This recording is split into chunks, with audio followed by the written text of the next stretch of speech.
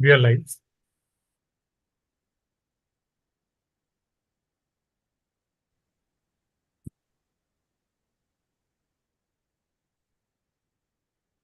We are live.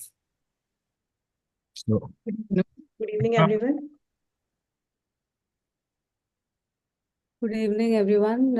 I think, Anu, will you start? Yes, ma'am. Good evening, everyone. I extend a warm welcome to each and every one of you for joining us today for the webinar. We are truly honored to have you with us. We have a lineup of exceptional chairpersons, panelists, and speakers who will share their perspectives on dry eye disease.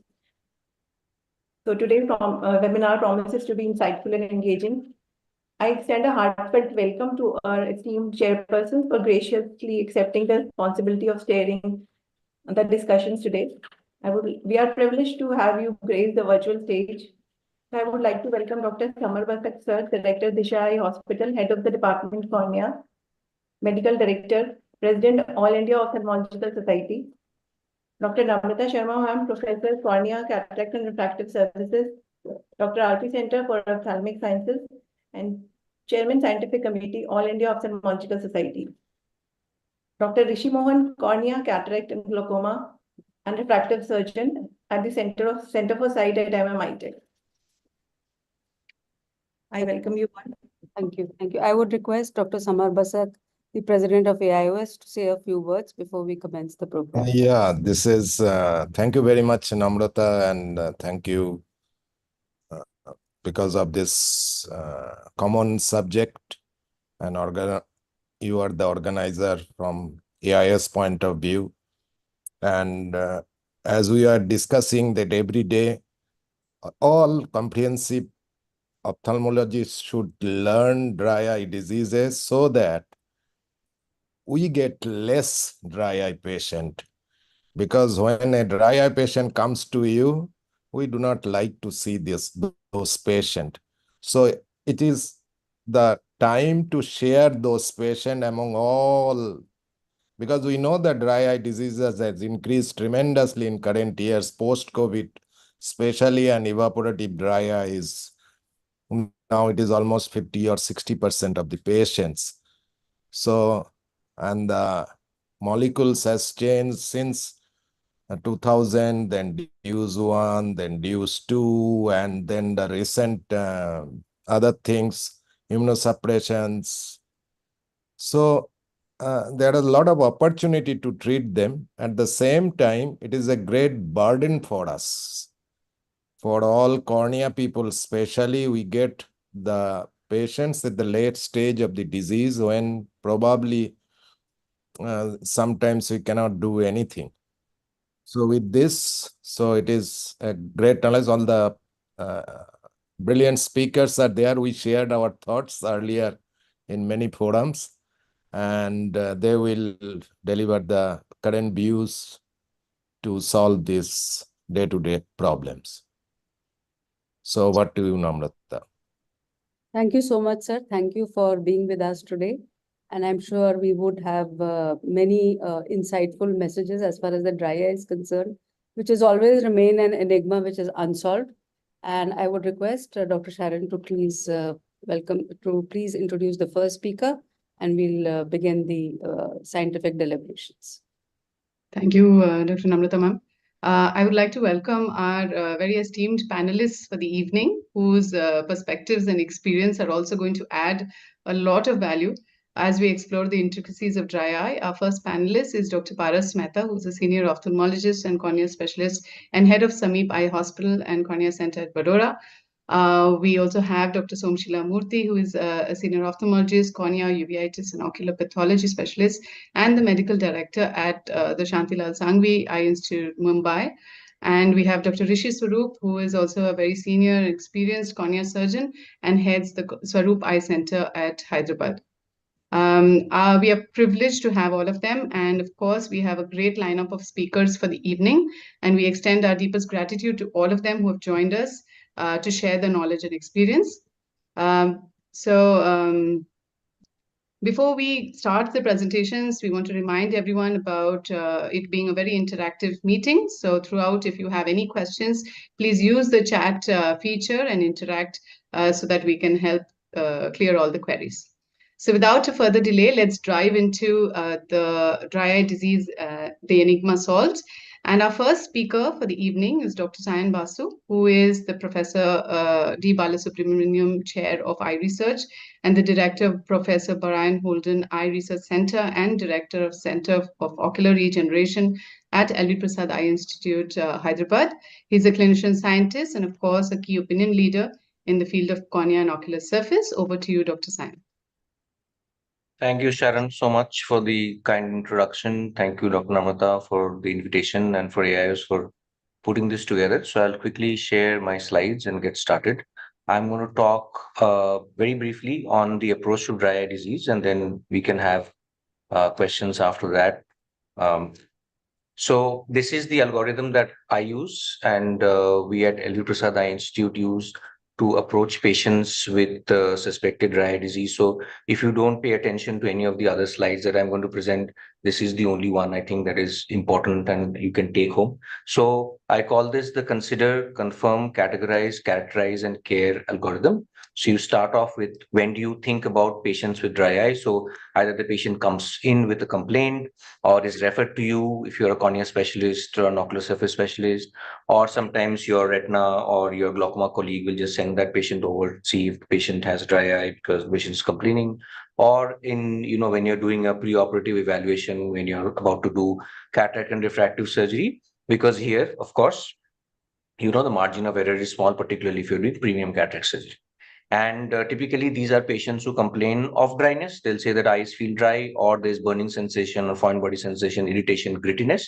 I have put in the subtext below, if you see, number 1, which says that itching, typically, we don't consider it as a patient may be in the habit of rubbing their eyes, but typically itching, if the patient complains, you must think of allergy first, or other things like Demodex blepharitis, which is where it is more common and not a classic symptom in dry eye.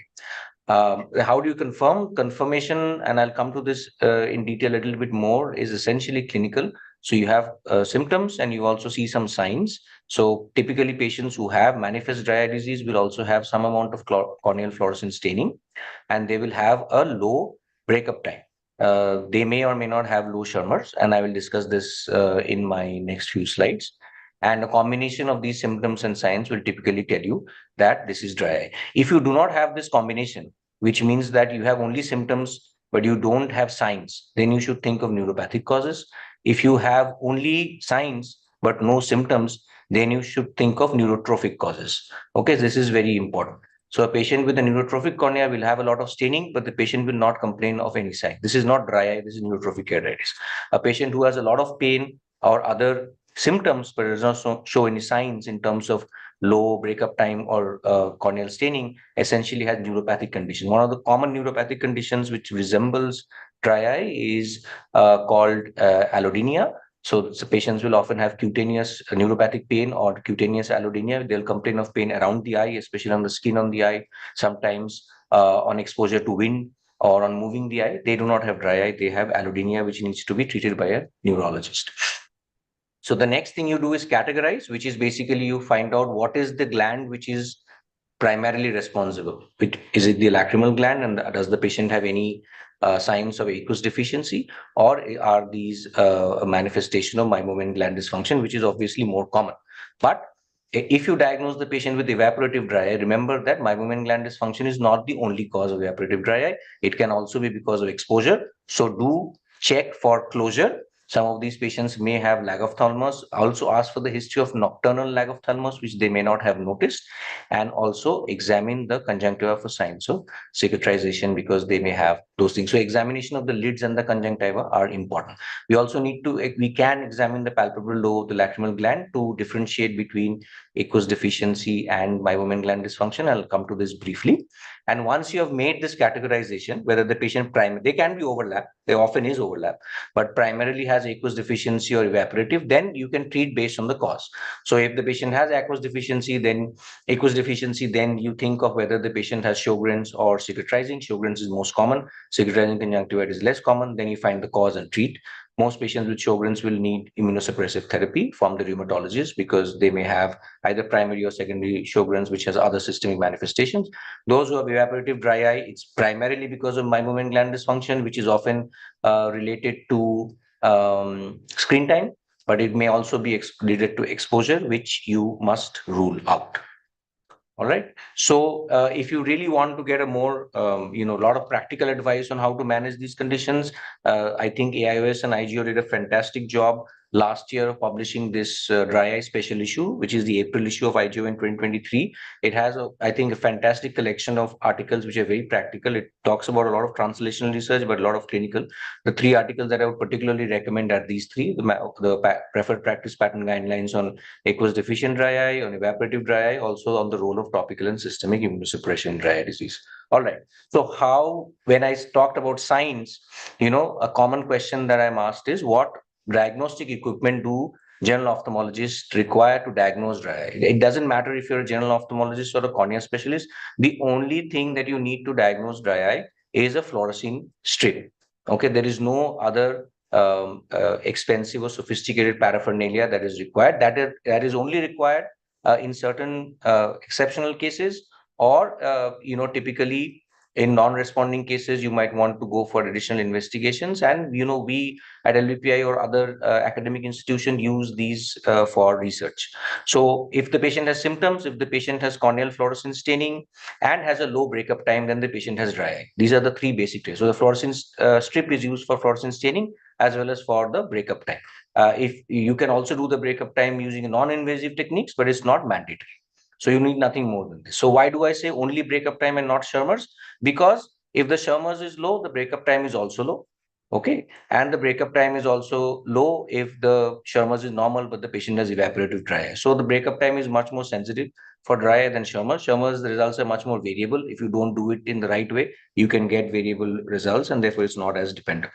So breakup time, if a low breakup time is always indicative of dry eye disease, the next step, of course, is to differentiate or find out the underlying cause. So where does imaging come in handy? Now, this is an example of a teacher who has high screen time, complaining of burning sensation in both eyes, has a little bit of staining near the limbus. Otherwise, the breakup time is low, the Schirmer's is normal. Patient has perfect vision. This patient obviously has evaporative dry eye, and you treat the patient as such. This is, typically how the meibography in a patient with evaporative dry eye because of MGD will look like. But meibography, in this particular case, will not really help you in the management. If you treat the meibomian gland dysfunction, the meibography will not change much, and therefore it's not really very useful. However, you can have patients who have exactly the same presentation, but an absence of meibomian glands. And there, meibography is useful because it helps you in differentiating patients who will respond to targeted therapy to the meibomian glands or not.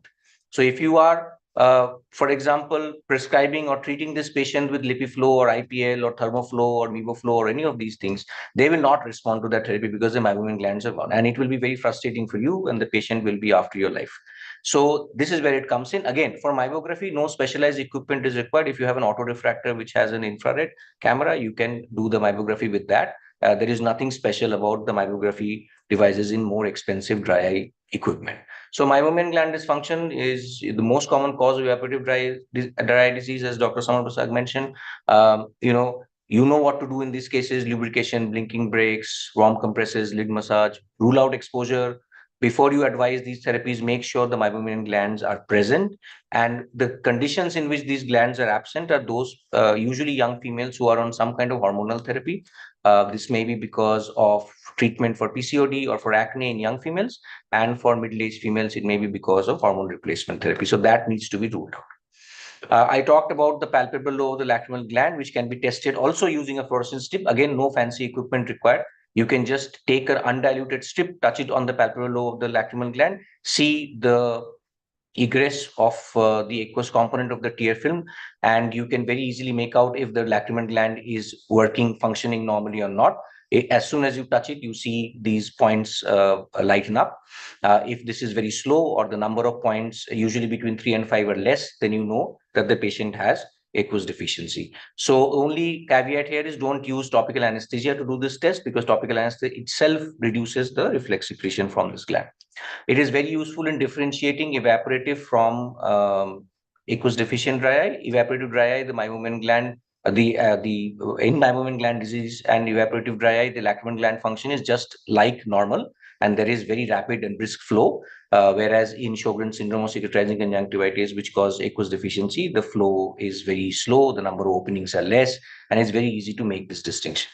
So when you have lacrimal gland dysfunction, it's either because of Sjogren's syndrome or cicatrizing conjunctivitis. The treatment, lubrication, anti-inflammatory therapy. Many of these patients who have underlying autoimmune disease will require a rheumatology consultation. But my only caveat here is do take the history of neurological medications, very commonly antidepressant sleeping pills, which might mimic aqueous deficient dry eye or a slow egress from the lacrimal gland because of the numbing of the reflex arc because of these neurological medications. So if the patients are on these medications, and that is the explanation, not that patients need to be taken off, but you need to tell the patient that, look, if you are depressed and you need antidepressants, you are going to have dry eye. So you also need to use lubricants. And the use of any topical medications, anti-glaucoma medications, which can cause what is known as drug-induced, ocular surface disease. So typically in a patient of aqueous deficiency, patient may have history of mouth or joint pains, may have a history of bone marrow transplant if they have GVHD, skin and mucous membrane involvement. Typically, the distribution of the SPKs are interpalpebral. If there is cicatrizing disease, so you need to look at conjunctival changes also. And these patients will have low tear meniscus height and low breakup time, low flow on DATS or direct assessment to tear function on lacrimal gland, and also low Sherman's. So this is typically how a patient with symptoms and sign of aqueous deficient dry eye will look like, interpalpebral SPKs. And this is if you investigate this patient, in this particular patient, the patient had rheumatoid arthritis and anti-CCP was positive. And also so this is basically a case of secondary Sjogren's syndrome. Patient will need to be treated for the rheumatoid arthritis in addition to receiving topical therapy. Now, this is a symptom this is a case where also you see, in addition to the symptoms, the patient also has interpalpebral SPKs, but the SPKs are very localized. You can see that in the on your left, it is localized to nasally. On your right, it is localized towards the superior inferior cornea and in the center. So this you might easily confuse as aqueous deficiency, which the patient does have, but there is something additional because you don't see the typical interpalpebral distribution like you saw in the other case. So here you need to invert the lids, which you need to do in every case, in fact, and you'll find that the areas of staining correspond to lid keratinization. This is a case of Stevens-Johnson syndrome. So not just a straightforward case of aqueous deficiency because of Sjogren's, but this is something slightly different. This will require referring the patient to a cornea specialist. Cicatrizing conjunctivitis has many causes, and you can go through this article to look at how you can go about managing this case. But typically in practice, you will either see patients with SJS, or you will see patients with graft versus host disease, or you will see patients with pemphigoid or drug-induced cicatrizing conjunctivitis. Of these, I would say drug-induced cicatrizing conjunctivitis is on the rise because of the use of a lot of preserved medication in the Indian market. We have very few preservative-free combinations available. And this is something that is very easy to treat. In fact, the only form of dry eye which is completely reversible, because if you stop the offending medication, the ocular surface disease will stop. So in the dry eye issue of the IGO, which I mentioned in April of last year, we have a review on drug-induced dry eye, which you should go through, which will help you identify and treat these cases. You'll find this very useful. So typically, as you can see on the top row is before, when the patient were using anti-glaucoma medication, which is one of the most common causes, but it can happen because of any preserved eye drops. And below, you have when those medications were withdrawn, you can see the improvement in the ocular surface disease. So you see here a lot of epithelial keratopathy, epithelial staining, which is gone, conjunctival inflammation, which is gone. And here the patient had, overall, you can see how inflamed the eye is, but after trabeculectomy and withdrawal of anti-glaucoma medications, the eye is quiet. So drug-induced dry eye is very common. It is more common than you think, and therefore please keep this in mind. And patients who are on medications, systemic or topical, which can cause this, please rule this out, because I am particularly emphasizing this because drug-induced dry eye is the only form of dry eye disease which is completely reversible. Meibomian gland dysfunction and evaporative dry eye is chronic. Aqueous deficiency because of underlying autoimmune disease is chronic. But drug-induced dry eye is completely preventable and reversible. So where drug withdrawal stops inflammation, progressive scarring, if we can correctly identify these cases, we can actually give the patients complete relief. So please look out for these conditions and take a proper history of all the medications that could cause dry eye disease. I will finish with this, that I feel that the diagnosis of dry eye disease is like diagnosing somebody with fever. So the fever, you will obviously treat them with paracetamol or an NSAID to reduce their body temperature. But just like giving paracetamol is not the treatment for dry eye disease, giving lubricants is not the treatment for dry eye disease. It is just a palliative thing that makes the patient more comfortable, unless you are able to, localize or essentially try to figure out what the underlying cause, the type, and therefore the cause of dry eye is. It is impossible to treat these patients satisfactorily. So I think I want to challenge this paradigm of, dry eye, lubricants and topical anti-inflammatory being the treatment for dry eye disease. It is not.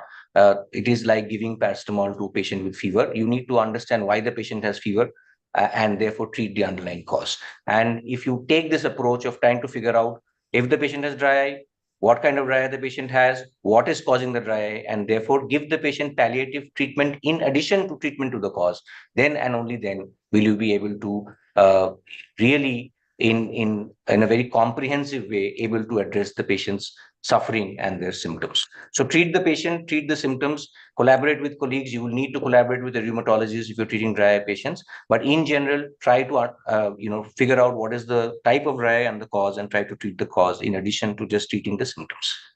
I would like to thank, I'm very lucky to work with a very talented team of clinicians and scientists who helped me come up with all of these insights on dry eye disease. And, I want to acknowledge all of them. And, thank you so much for your attention.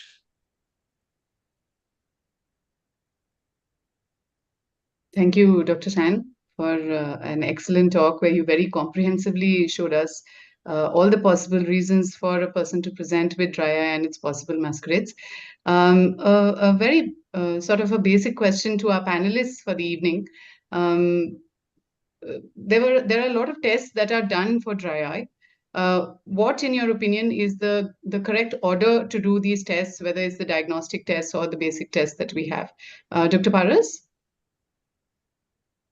Hi, Sharon. This is a very basic question, but like if as Dr. Sayan said, that you don't every time need to do a Schirmer's, as like fluorescent stain and T-Butt, and T-Butt would take care of everything. But still, if you were to do a Schirmer's, probably I would.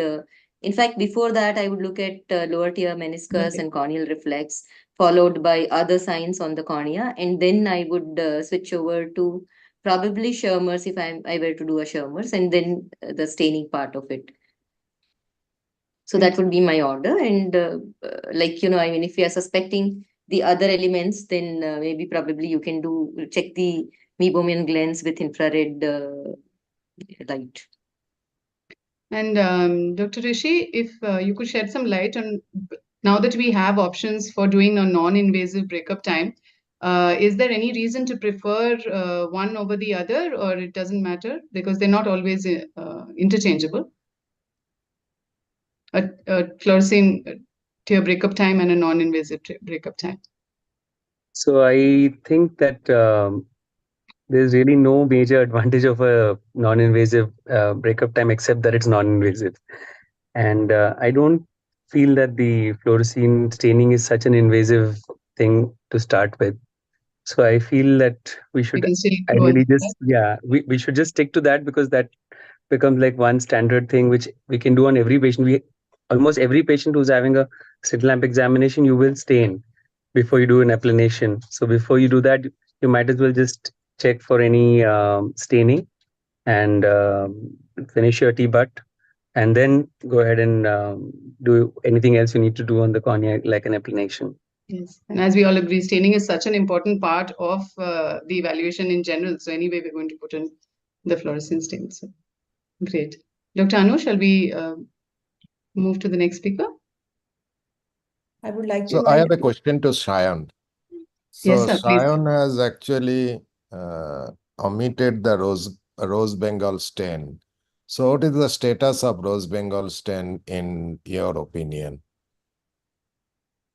Rose Bengal, sir, I don't use that often unless I am, trying to in my ocular surface practice, trying to rule out something like OSSN, or what we used to use Rose Bengal also earlier for our research studies for conjunctival staining. Nowadays we use lissamine green. So for all our research studies, we use lissamine green because it stains the conjunctiva better than fluorescein.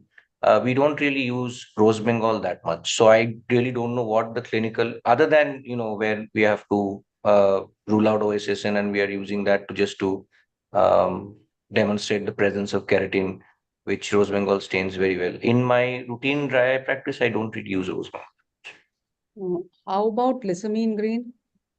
Lissamine we do use for all our studies because we also have to grade the conjunctival staining. With fluorescein, it's very difficult to grade the conjunctival. In general, I think lissamine green is a better stain than fluorescein. It's just that I don't know what the cost is. I'm very sorry. But fluorescein is just, fluorescein does the job. For, I think, routine clinical practice, fluorescein does the job. For those of us who are into clinical studies and all that, then you need to use lissamine. But lissamine is definitely a better stain if you are looking for the best stain among the three.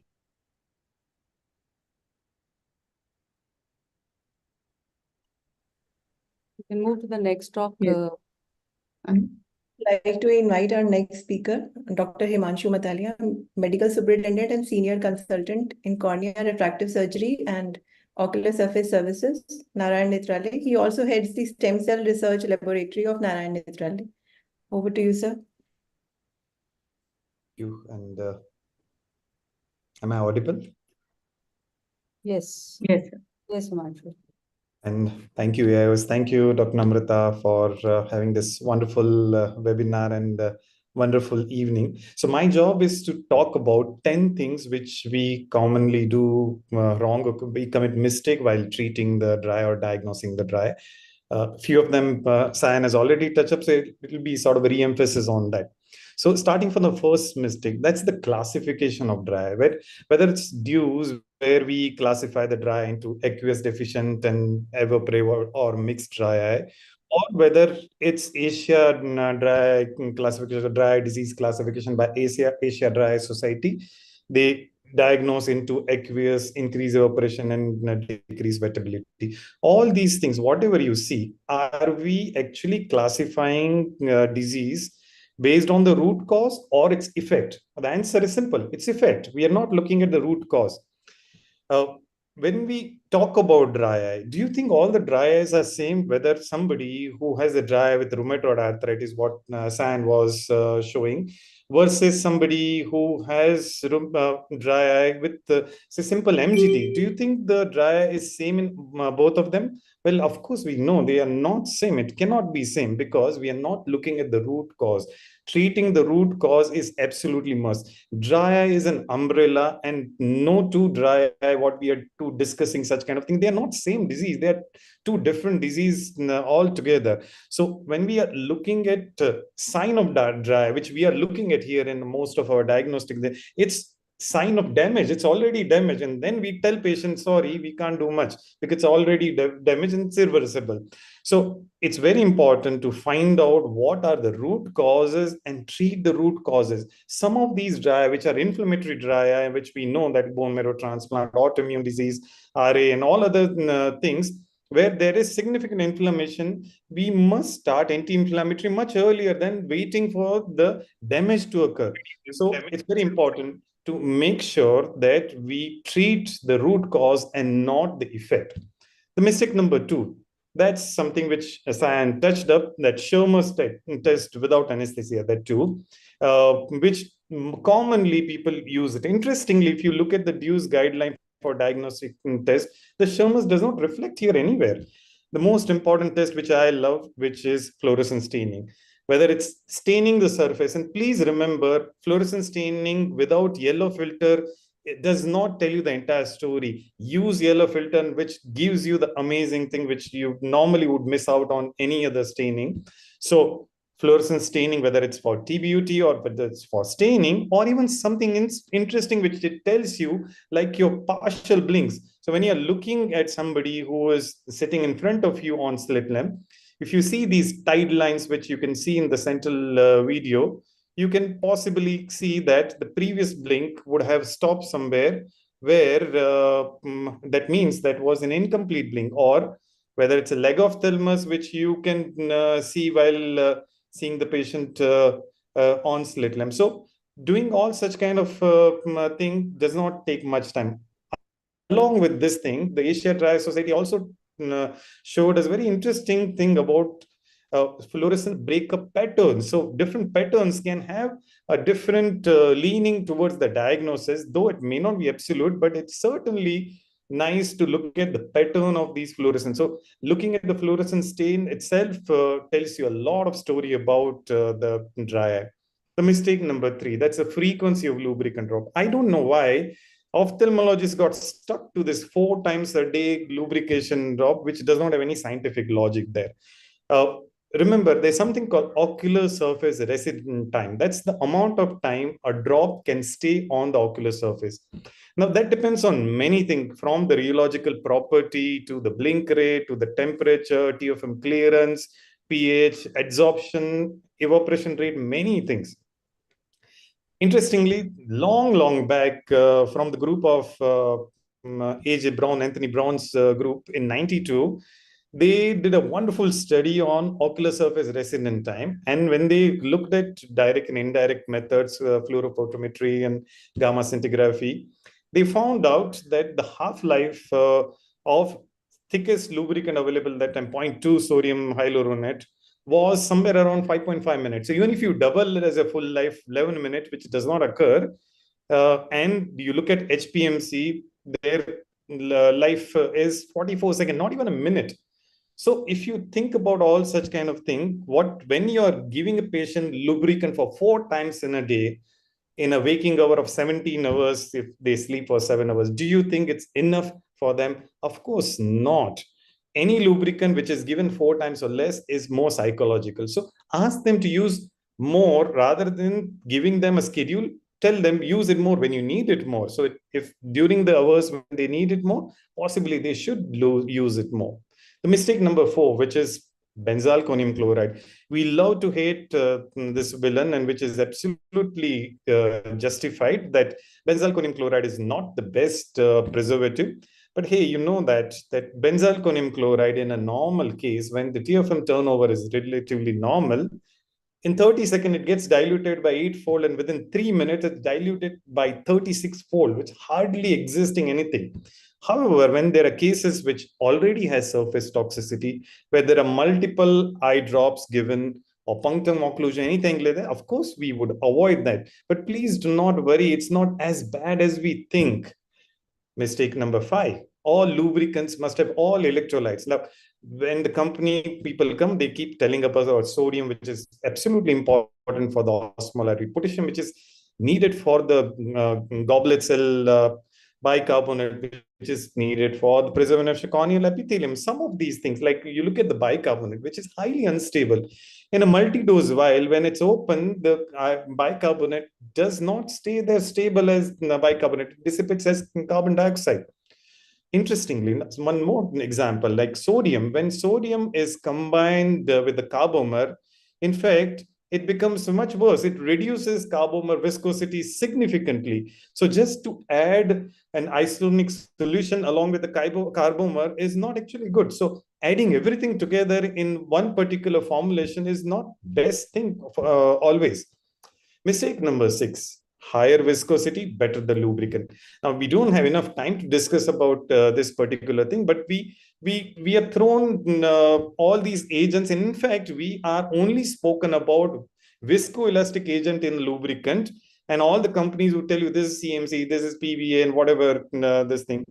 Interesting part, something like polyols. Now, interestingly, because CMC has come into price control, they all are coming back to throw all these agents to us, and with increased price rate. Like polyols do not have enough viscosity. It's not combined with HPGOR. So if anybody comes with such molecule and if it does not have HPGOR, it's not going to have enough viscosity. Please remember. Mistake number 7, not telling patient about refrigeration of your lubricant medication. Now, where does this come from? Well, the viscosity also depends on the temperature.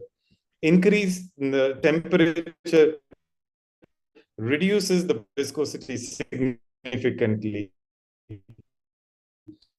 If you look at all these charts, most certain agents like carmelos, hypermelos, they do not have enough viscosity in any temperature.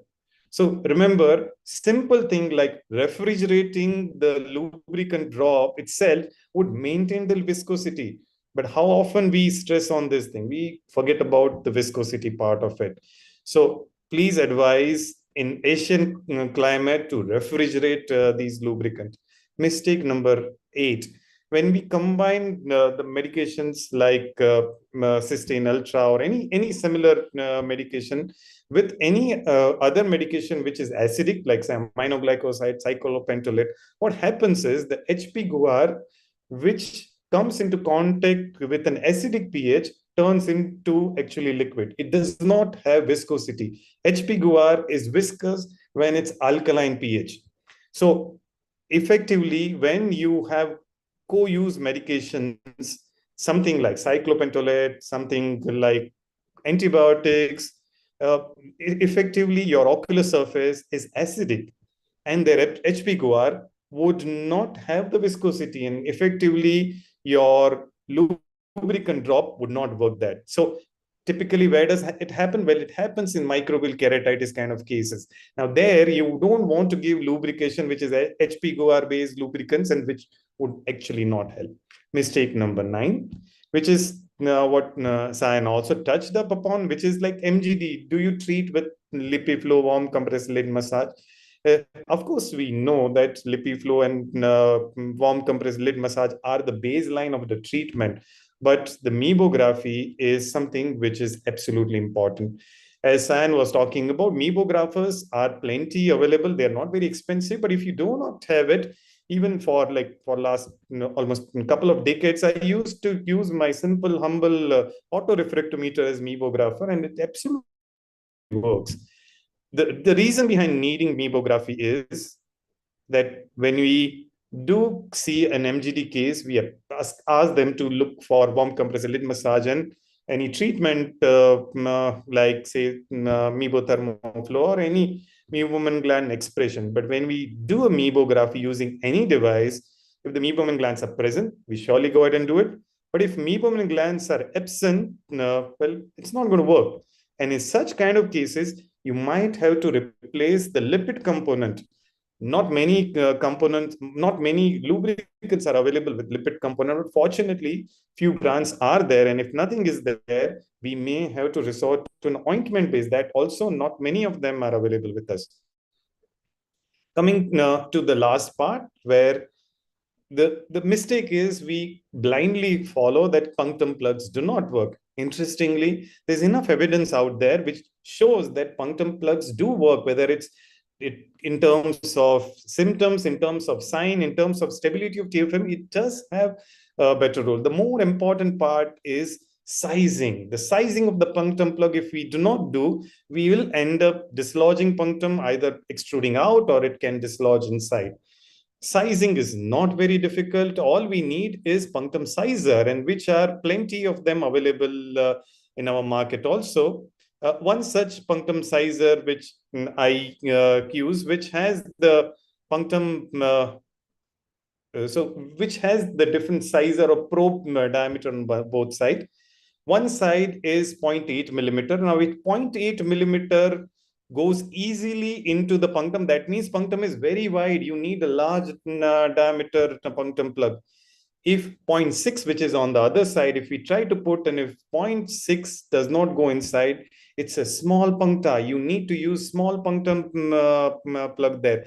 So unless we look at the sizing, the punctum plug would not be accurate. Now, this is the flow which I would follow, where you decide about doing a punctum plug. Always do a sac syringing, lacrimal syringing. And if the syringing is not patent, avoid punctum plug.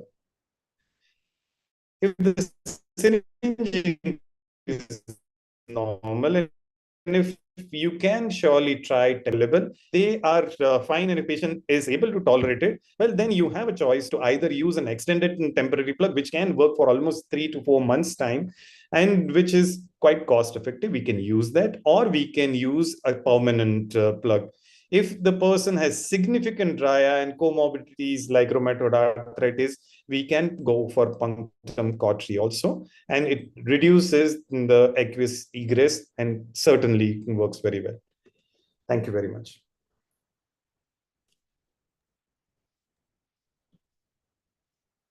Thank you, Dr. Himanshu.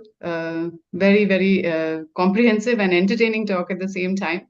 And a lot of learnings about eye drops and so many things about dry eye that we usually tend to omit, including, as you said, the pH or temperature.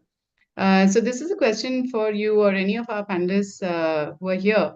How do you decide which of so many molecules that are available to us, is there any way to decide which molecule or teardrop you would prefer for a particular type of dry eye, or does it not matter? Or severity for that matter? Dr. Somshila, if you're here, or Dr. Basak sir, Namrata ma'am. Oh, this is a pretty old dilemma, basically, which molecule you will use. So there is a straight cut formula. If you go by Dewey's classification and level 1, 2, 3, 4. So initially level 1 means milder type. So you can choose any type of lubricants. And naturally the cheaper one is better. The cheaper one is CMC based we have. Then according to severity, then you can use that novel preservative containing dry eye lubricants. Those are available and the frequency will increase. But then the question comes whether you will use the hyaluronate base or PEG based or HP guar or oil emulsion. The Himanshu has rightly mentioned that in the evaporative dry eye we have to be more careful about selecting a lubricant there. We know right now we are having this system complete, but at the same time it is hugely expensive, and you have to consider that. And many of the times this evaporative dry eye are actually mixed type of dry eye.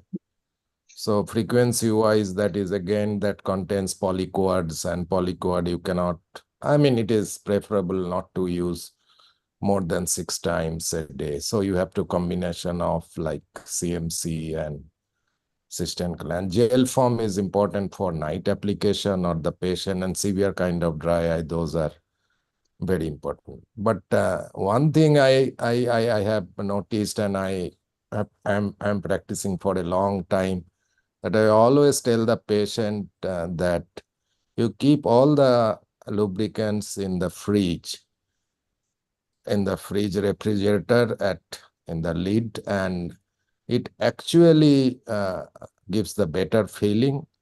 And at the same time, because of this, during this heat wave, you put a solution which is outside, it is equally temperature is 42, 43, you will not feel at all good. When I use myself drop, when I am in AC and putting the drop from the AC room into the eye, that makes a little different. And probably what Himanshu had told, that retention part of that particular lubricants will increase for few minutes at least. That is my perception, and I always take the experience from the patients. They always tell like that. So these are few suggestions. But one thing you have to consider always, that cost of dry eye disease treatment for 1 year more than a phacoemulsification surgery. And these people has many comorbidities also, like secondary Sjogren or other kind of disease, or patient is on antidepressants and others. So the medicine cost to the patient is hugely expensive.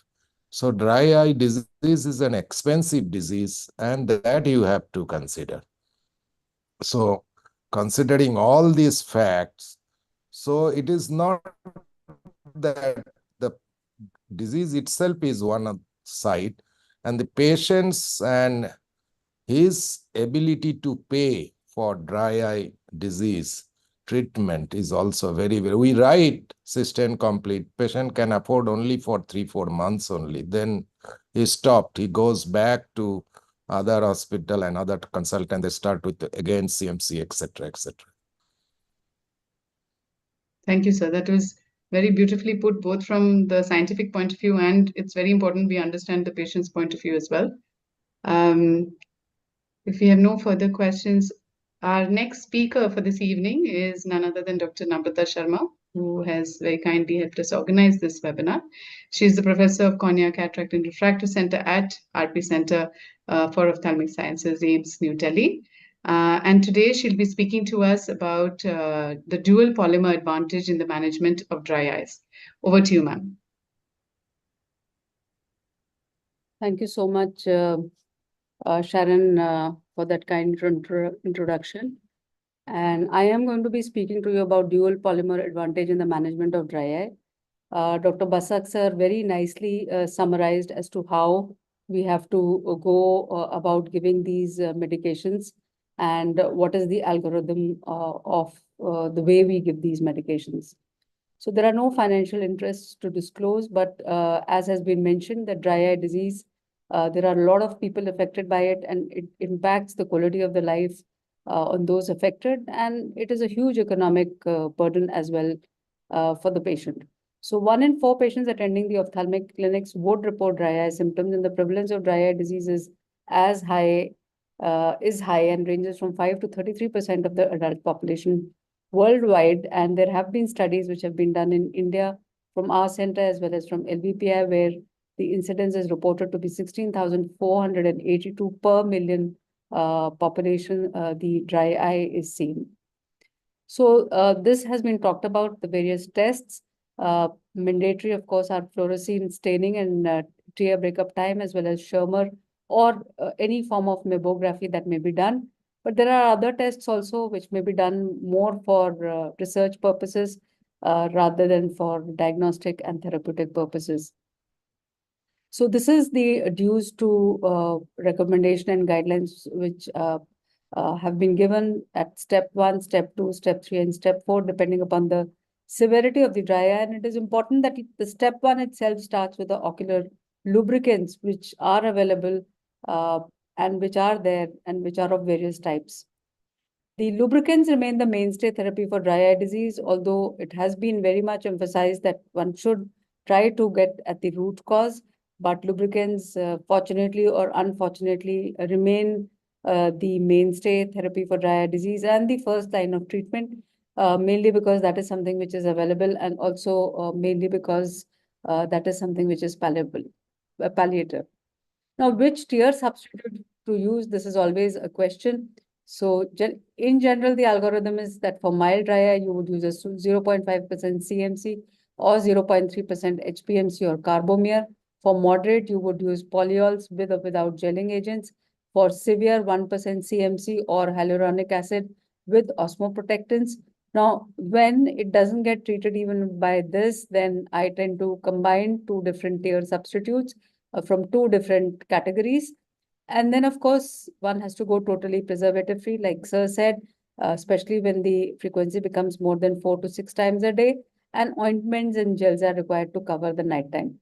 Now, when do you change your drug? I generally would like to give at least 3 weeks to one drug to see whether it is acting or not acting, and then shift on to the next category. And if there is any evidence of inflammation, then I would like to add topical immunosuppressive agents as well. Now, there has been evolution of the tear substitutes in the various generations that we see, and it is pretty much the same that I had shown you in the previous slide. And of course, the latest thing is that artificial tears with the lipid component is also available, something which was not available earlier. And again, for all those who have a lipid layer abnormality, this can be given. Now, basically, the most commonly used viscosity enhancing agents would have polyvinyl alcohol or povidone, HPMC, CMC, and would have PEG or polyethylene glycol or sodium hyaluronate. But there are very few drugs who would actually have a combination of these. Our sponsors, that is Cipla, have come up with a combination of drug which has a combination of these drugs. And especially when HP guar comes in contact with the borate, it would lead to the formation of a matrix. And subsequently, this is something HP guar pH is important because it is pH sensitive, and in higher pH of 7.8 in dry eye patients, it forms a reversible cross-link with the borate and results in the gel matrix with the mucin, and this gel layer spreads over the cornea and the conjunctiva. The portion of the HP guar polymer molecules, they bind preferentially to the hydrophobic sides of the damaged surface epithelium and essentially provide lubrication, retard tear film desiccation, enhance tear film stability, and serve as natural bandage to allow repair of the surface epithelium. Now, this is because of the pH gelling technology due to HP guar, it improves the retention time of the formulation and also provides increased relief from the symptoms of the dry eye. And it does have mucomimetic action also because of the mucin layer that is there and the maintenance of the tear film, and so it protects the corneal epithelial cells. Now, the fact that sodium hyaluronate is also present with it is important because this is something which is present in the connective tissue matrices of all vertebrate organisms, and again lubricates and has lubricating properties. Then in eye, it is also present in vitreous and in lower concentrations even in aqueous humor. And subsequently, it is a natural component of tears with proportion of that on ocular surface being synthesized by the corneal epithelial cells. So it does bind water and resists dehydration, promotes epithelial healing, and has viscoelastic property. And so it enhances the residence time of the drops which are present. And because of a large number of negative charges on the molecule, it has got great cationic holding large quantities of water. And so it lubricates the surrounding structures. And this is just to show how hyaluronic acid has a capacity. 1 gram of hyaluronic acid can hold as much as 6 liters of water. And so because of this, the evaporation of the water from the hyaluronic acid eye drops is slow and has beneficial effects and is much more prolonged. So it does promote wound healing because of the fibronactin, which is stimulated which is something which is stimulated to migrate, and it accelerates the corneal healing. And it also binds to the complex forms between the hyaluronic acid as well as the fibronactin, which enhances the wound closure and the wound healing. Now, this has already been talked about that you do need a viscoelastic property for the lubricant, and hyaluronic acid does have this viscoelastic property. And it helps in between the blinks, especially it forms a tangled meshwork, and the solution becomes less elastic and more viscous. And also because of this, there is increase, the tear film gets stabilized and the residence time of the solution on the surface is maximized. Now, when this PEG or polyethylene glycol along with HP guar and sodium hyaluronate, they combine together, then it forms a great combination because it provides increased lubrication, acts as a mucomimetic, accelerates corneal wound healing, and causes increased water retention due to the hygroscopic properties. And these effects which are present are synergistic on the ocular surface. So it is a dual polymer, and so it increases the tissue hydration and lubricity, and also protects the ocular surface from the damage, especially the desiccation which occurs of the epithelial cells. Because of this, the tear film stability is much better as compared to the other compounds, and the retention time is also much prolonged for this. Now, there are various studies which are available which have looked at the effect of the PEG as well as the hyaluronic acid in the dry eye disease. And this is a study which looked at the combination and found that the tear breakup time after 60 minutes of installation was significantly increased, and this was done on 50 patients. Then subsequently, it was also found that it significantly improved the tear meniscus height within 60 minutes of its installation. And symptoms also improved when these were seen, as well as there was improved in the ocular discomfort post-cataract surgery, especially when the speed score was looked into, and this was found to be significant. There were 3 groups where the speed scores were evaluated, where one group where the HPG HA solution was given 3 times in the preoperative week and 2 months post-operatively. In group B, it was given only for 2 post-op months, and in group C, it was not used at all. So it was found to be, the results are found to be more superior when it was given preoperatively as well as in the post-operative period. Then likewise, the breakup time also showed a significant improvement in the group where this was used preoperatively and post-operatively as well. And there were effects which are seen also on the corneal epithelium, and there was protection against desiccation immediately after the treatment and after the formulation was rinsed away, and this was done in experimental studies. Now, again, this was to look at the recovery of the corneal epithelium in the tear solution, and this was done with the help of measuring the tear, which measures the integrity of the tight junction dynamics on the cell culture plates. And it was found that HP-GUAR and HA formulation exhibited a greater cell membrane barrier function than those which are associated with single polymer formulations. Likewise, for reepithelialization also in the in vivo cornea wound model, it was found to be efficacious, and this was done in animal model. And this group, as compared to the other groups, did the best, and this was found to be significant. And this is again to show the same. So to conclude, dual polymer tear substitutes provide increased tissue hydration, lubricity, and protect the ocular surface from damage associated with the dry eye. It helps in maintaining the tear film stability post-cataract surgery, provides significant greater cell viability than individual single polymer formulations on desiccated corneal epithelial cells, and helps in reepithelialization of the corneal wounds by accelerating the wound healing process.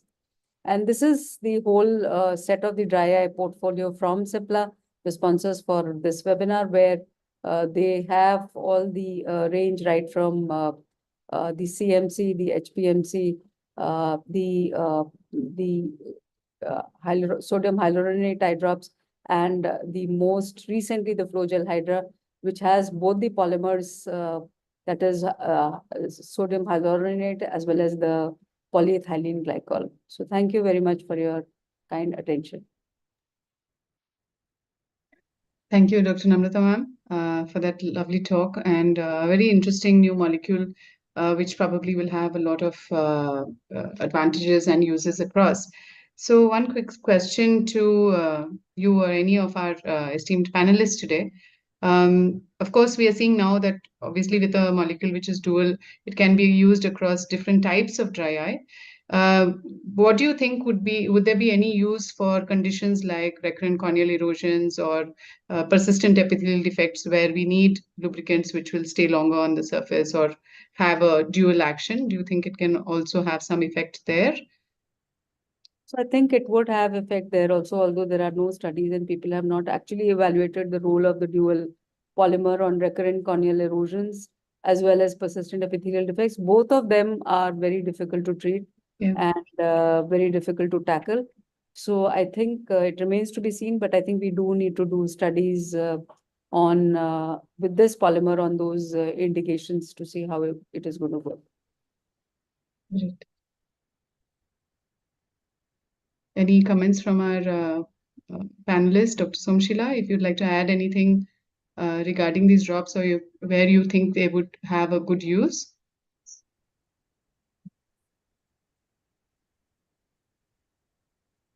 Can you hear me, Sharon? Yes, ma'am. Yes. You're audible, ma'am. You're muted now, Somshila. We can't hear you.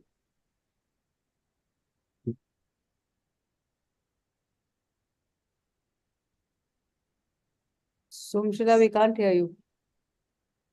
I think she might be having a network issue. Yeah. Okay. Then maybe we will move to the next talk and take any questions or comments after this next talk. Our next speaker for the evening is Dr. Devang Angmo, who is the additional professor in glaucoma services at the RP Center, AIMS. And she has a lot of experience in dealing with glaucoma, of course, and patients with glaucoma who come back with dry eye. So she'll be talking to us on dry eye associated with anti-glaucoma medications. Over to you, Dr. Angmo. Thank you, Dr. Sharon, for the kind introduction. Am I audible? Yes. Yes. Okay. So at the outset, so is the PowerPoint visible?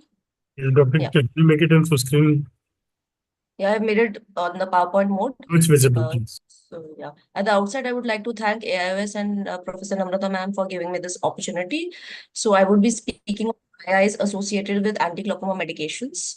So as we all know that glaucoma is a chronic progressive age-related degenerative disease, and whereas dry eyes, they have a multifactorial disease of the tears and ocular surface. And if you see, both of these are age-related causes. And if you look at the prevalence of the dry eye in various studies done in India as well as outside, the prevalence of dry eye is very high in patients of both patients of glaucoma who are on chronic treatment. So if we look on the ocular surface disease in glaucoma patients, if you look on the effect of polypharmacy and the preservatives, the studies show that ocular surface disease is common in those using topical anti-glaucoma medications, and there is abnormal tear film breakup time associated with an increasing number of eye drops, especially the BAK containing eye drops. And if you look at the impact of ocular surface disease treatment in patients with glaucoma, the prevalence of ocular surface disease symptoms was high in patients of glaucoma who were under chronic medical treatment. So if you look at patients, glaucoma patients, why are they predisposed to dry eyes? Because glaucoma is again a chronic progressive disease, more prevalent in the old age. And if you can see that the prevalence in ages more than 40 years is 0.3%, which increases to 3.3% in patients who are more than 70 years. They already, because they are it's an age-related cause, they already have a pre-existing poor ocular surface. These patients are chronically on topical anti-glaucoma medications, and mostly they have been using BAK preserved drops. And also the number of anti-glaucoma medications, they keep increasing from 3 to 4 to 5, depending to achieve target IOPs. And more importantly, many of these patients get operated and have glaucoma filtering glebs, or they have conjunctival chalasis, which again leads to ocular surface problems because of the immediate film breakup time. If you look at the effect of aging on dry eyes, so again with aging, there is basically lacrimal gland problems with aging. If you look at the ocular surface, again there's loss of blood cells with aging, and overall aging leads to a systemic pro-inflammatory state, leading to all these dry eye problems. So if you look, coming on to the anti-glaucoma medications per se, so there are different classes of drugs which have like the alpha agonist, like brimonidine. They have a very high incidence of ocular allergy. Nearly around 40% may develop ocular allergy during the course of the treatment, and they have a very bad ocular allergy if a patient gets so much so that we have to actually stop the medication and then start with the newer class of drug.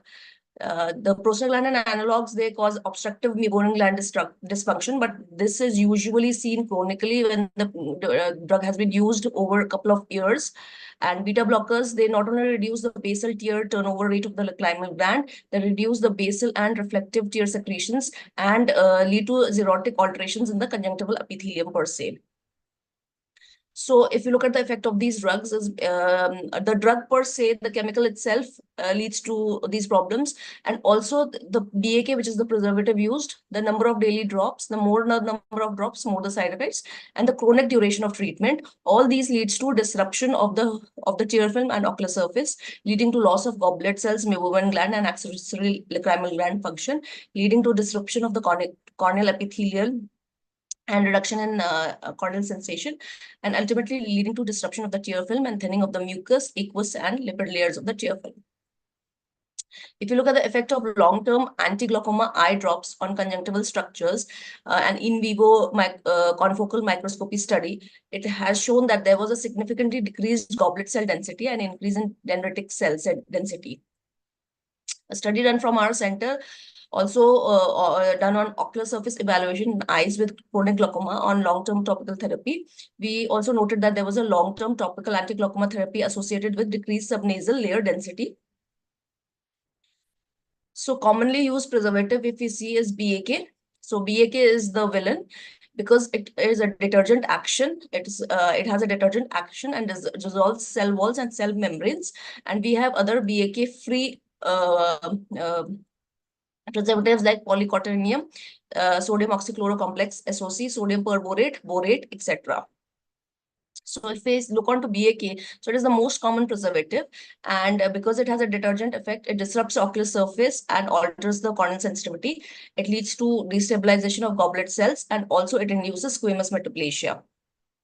So they have various publications in the literature where they show that ocular surface disease in glaucoma patients randomized to BAK containing latanoprost and preservative-free bimatoprost. It was shown that BAK containing latanoprost was associated with decreased tear secretion and may be associated with tear film instability. And ocular surface side effects should be considered when prescribing BAK containing medications.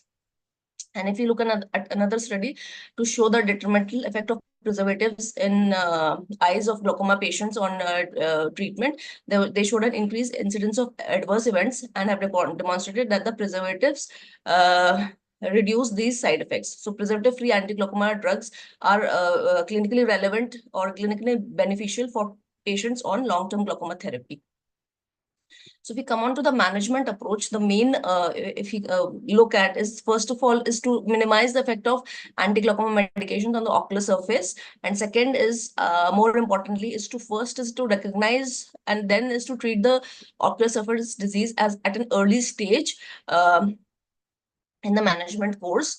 So if you look coming on to the glaucoma treatment, so preferably now one should use a BAK-free medication. Best is to use a totally preservative-free medication. And now a lot of companies are providing with preservative-free medication. The Cipla people are providing Zovatro PF and Primacom PF. And there are also preservative BAK sparing preservatives like SOC and perborate. And lastly, because these patients are on multiple medications, so a combination topical medication may minimize not only the number of drops, but also the preservative that are going into the eye, and thereby decreasing their side effects. So another study which shows that the efficacy, safety, and improved tolerability of BAK-free travoprost solution compared with BAK prostaglandin therapy. So it was seen that switching from BAK preserved bimatoprost to Sofzia preserved travoprost, it was noted there was an improvement in the OSDI score, decrease in the conjunctival hyperemia, and improvement in the visual acuity.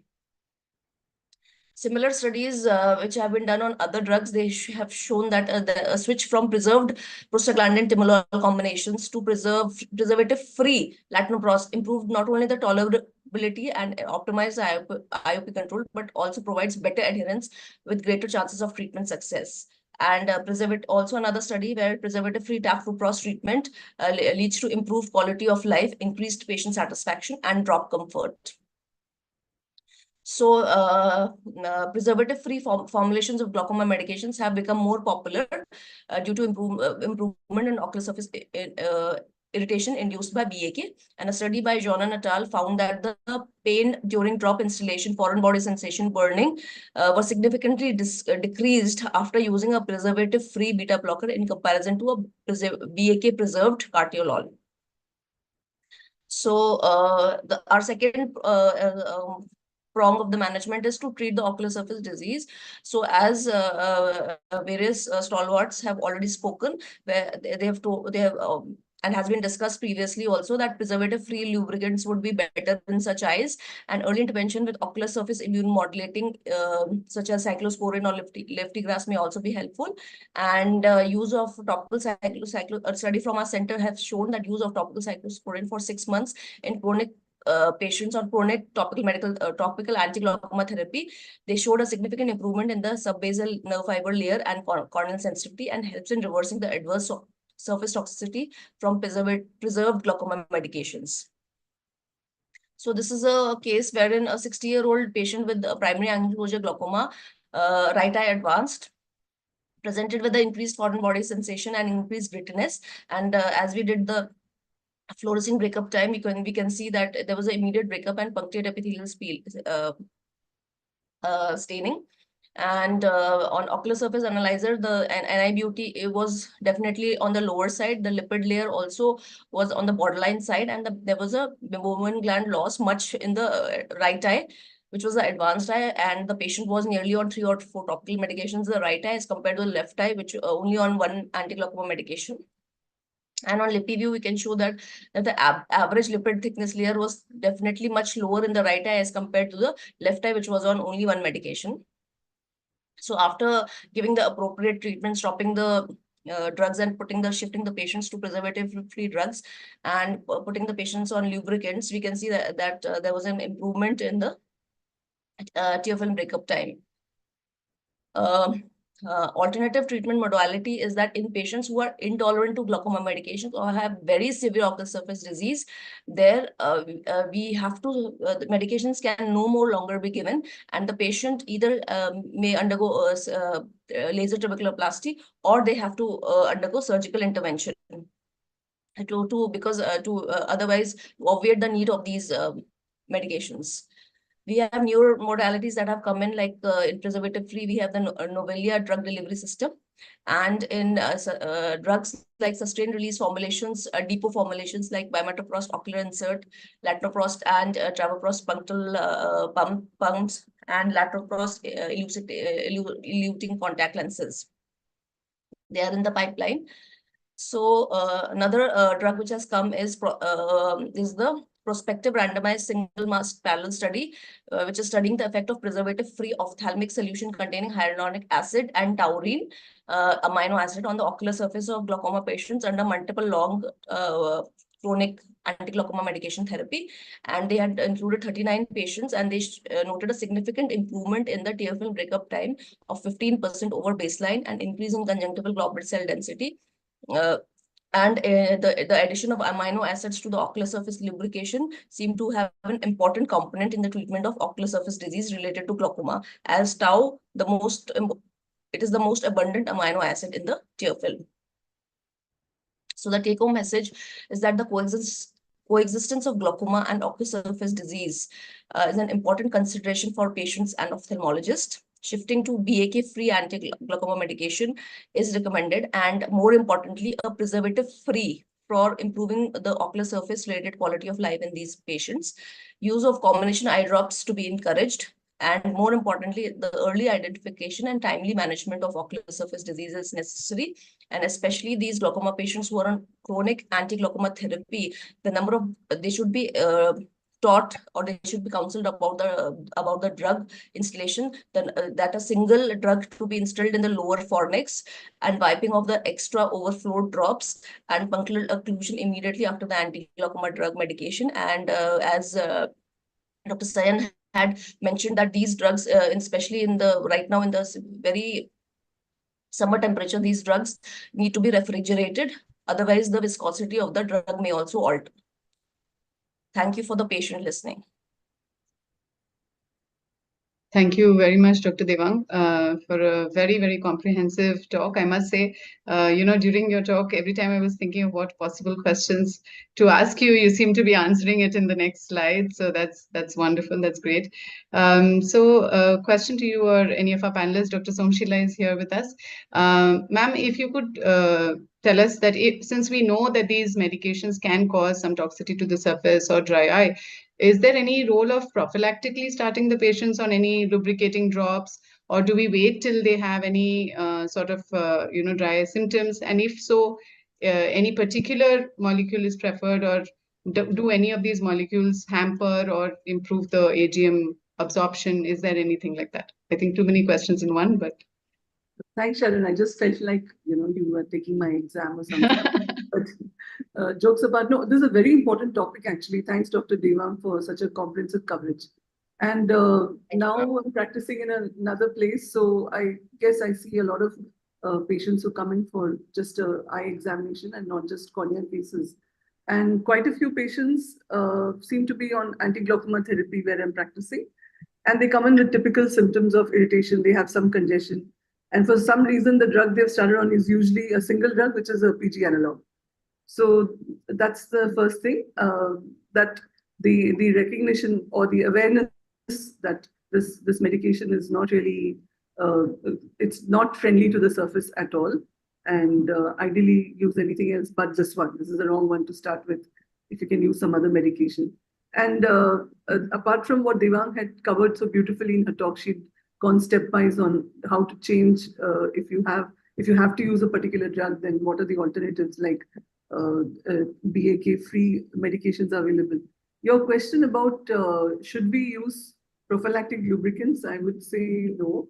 Most of the time, by switching or changing, you're likely to affect, maybe during that time of conjunctival recovery, you might add lubricants, but prophylactically, it's, you're giving the disease and trying to, so it doesn't really help. We'll dilute the other drop anyway. About, do any lubricants block the efficacy of AGM? So I don't know the answer to that. I think that if you time them, if you have to use a lubricant and using AGMs, topical AGM, so maybe if you time them appropriately, I don't think that they should block the penetration of AGM. But definitely you can maximize the AGM by, how the glaucoma colleagues say that you put in the eye and lock the punctum. So minimal drops, so you don't have to instill too many drops at a time. It's a complex topic, but most important is recognition that drugs can cause, even they can cause drug-induced DICC, and Anahita has published on that, drug-induced cicatrizing conjunctivitis, so has Bhaskar. And this is the most severe version of it. And sometimes, even when you withdraw the drug, the damage is done or the disease sort of perpetuates itself, perhaps, and then you can't withdraw from the damage that is done. So you have to recognize it early on. That's what I wanted to say. Great. Thank you so much, ma'am. We'll move on to our next speaker. I would like to invite our next speaker, Dr. Bhaskar Srinivasan, Senior Consultant in Cornea, Ocular Surface and Refractive Surgery, Director, Code Eye Care, Chennai. Over to you, sir. Thank you. Just share my screen.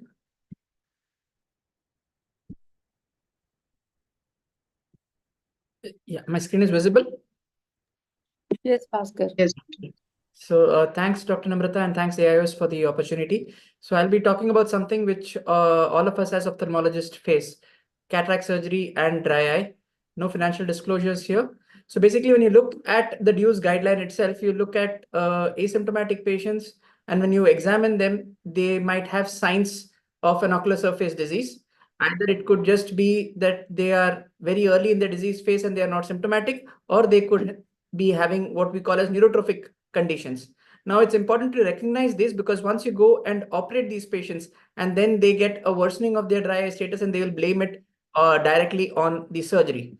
So when you're looking at a cataract surgery itself, and this was a study done in 2017 where they looked at the effect of dry eye on cataract surgeries. And what they found was that almost about 60% patients had preoperatively had a breakup of less than 5 seconds, and almost about 76% had some sort of positive staining on their surface, and about 50% had central corneal staining.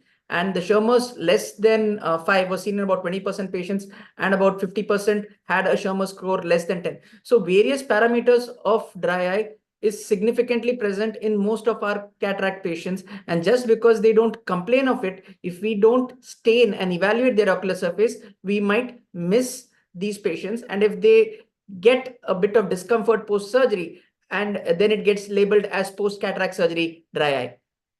How do we evaluate a dry eye? This has already been discussed. Obviously, you will have questionnaire. You will have to look at your various clinical investigations. You might have research tools that you can do to in an institute. But the most important probable aspect is the use of fluorescein, and this has already been mentioned. It's very important that all your cataract patients just use a drop of fluorescein, look at the ocular surface. You will see how much of corneal staining is there. Using a yellow filter, you'll be able to see the conjunctival staining also, so you probably don't need to use a second dye such as rose bengal or lissamine gray if you have the yellow filter in your slit lamp.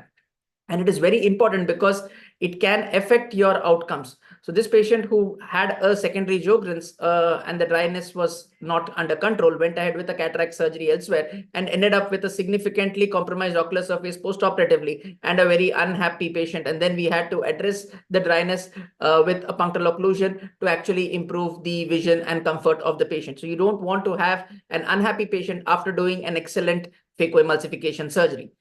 So when you're looking at cataract surgery, we all pride ourselves on hitting emmetropia. And if you have an imperfect ocular surface, your intraocular lens calculations, your toric IOL axis and magnitude, everything changes.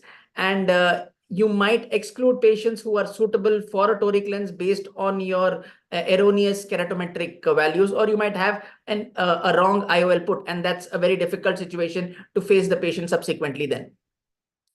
Even when you're looking at a surgery itself, we do know that cataract surgery, refractive surgery, all do cause a change in the ocular surface milieu, and they lead to dry eye, and they aggravate existing dry eye symptoms. So cataract surgery can both induce a worsening in the pre-existing dry eye, or can actually cause dry eye, and these can affect the outcome and quality of life in these patients.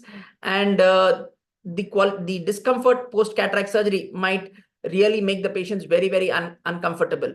And if you're looking at type of surgeries, phacoemulsification, almost about 90% patients had dry eye at 1 week. And if you're looking at a slightly larger section in terms of an SICS, about 92% had dry eye post-surgery at 1 week.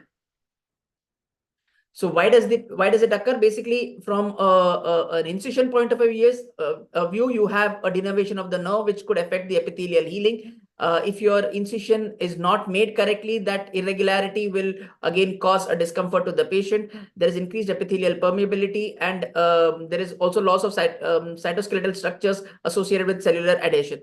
So the corneal sensation is affected to a certain extent, and that can result in a decreased secretion and less blinking, leading to a dry eye disease. So when you're looking at a cataract surgery in a dry eye patient, your preoperative assessment is important. You need to assess the cause for the aqueous tear deficiency. And if there is a component of a Sjogren's in terms of a secondary Sjogren's, you would need to refer to a rheumatologist to make sure the disease is under control, and plan the cataract surgery only when the disease is under remission. Emergency cataract surgery, if it has to be done in terms of a phacomorphic or a phacolytic glaucoma, you might want to cover it with systemic steroids. You would want to treat the aqueous tear deficiency as maximally as possible, improve the surface, and then plan cataract surgery. If there is significant MGD, you would want to correct it as best as possible before planning a cataract surgery. Intraoperatively, in certain situations, you might have to do a acanthotomy, especially in eyes with SJS or OCP. You might want to take lid sutures if the fornices are shallow. In terms of the normal cataract in, say, a Sjogren's or a secondary Sjogren's, the discussion is always on whether you would want a scleral incision versus a clear corneal incision. We don't have studies to say this is scleral is better or clear corneal is better. Each has their own advantages, but it is important to know that your incision should be as small as possible, and there should not be any leak. If you feel there's even a slight doubt of leak, get on with it and take a single suture so that your incision is secure. Intraoperatively, you don't want desiccation, so you would coat the ocular surface with a viscoelastic. You would want to reduce the microscope illumination so that the toxicity of the light on the ocular surface is minimized as much as possible. Everything in the perioperative period you need to do to reduce the risk of epithelium breaking down. And if you have a severe dry eye and the epithelium is compromised, like in an SGS patient or an OCP patient, or you have to open up the fornix, your conjunctiva a little bit to access for your incisions in an SGS patient, you might want to combine it with an amniotic or a tarsorrhaphy, or if it's very severe dry eye, you might want to combine it with a cautery. Prudent to say, if it's a moderate to severe dry eye patient, you're not going to go ahead with a multifocal lens. So in general, you would want to limit the incisional damage. So you won't want an as small an incision as possible. So you would prefer to avoid astigmatic keratotomies as such.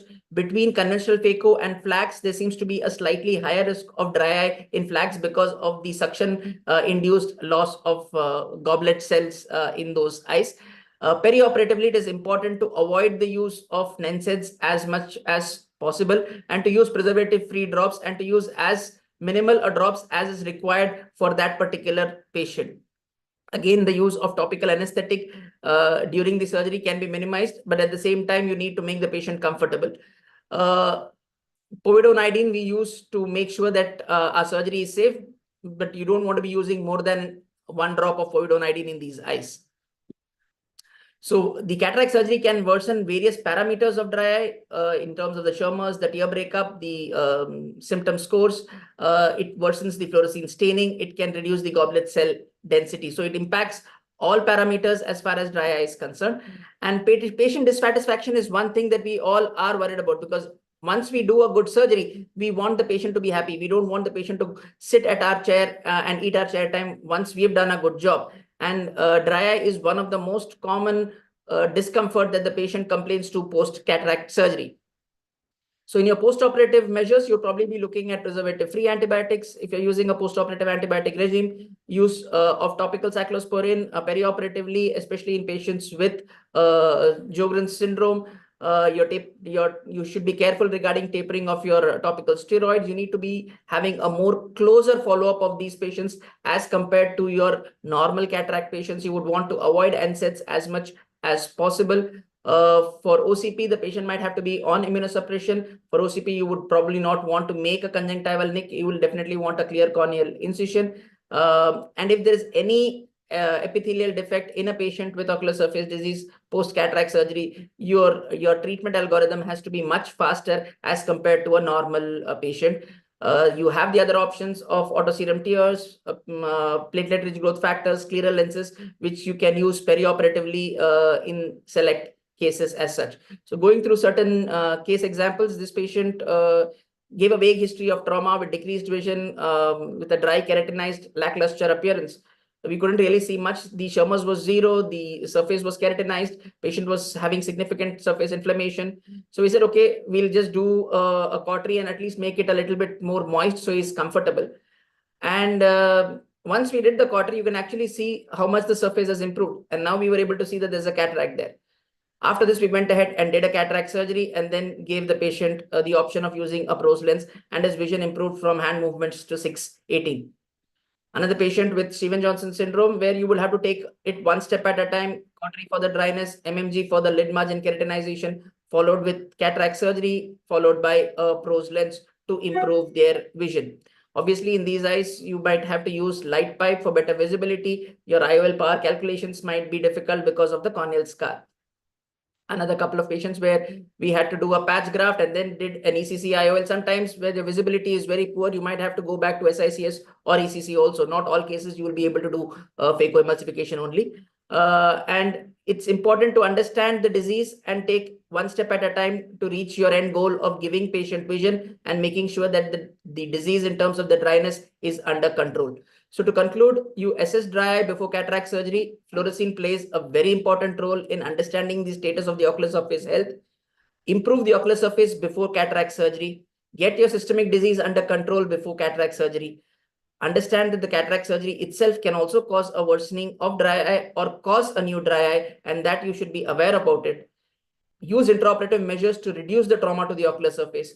Postoperative medication protocol to reduce the damage to the ocular surface. And staged approach in cases with cataract and very severe dry eye disease will help you reach a good outcome with your patients. Thank you.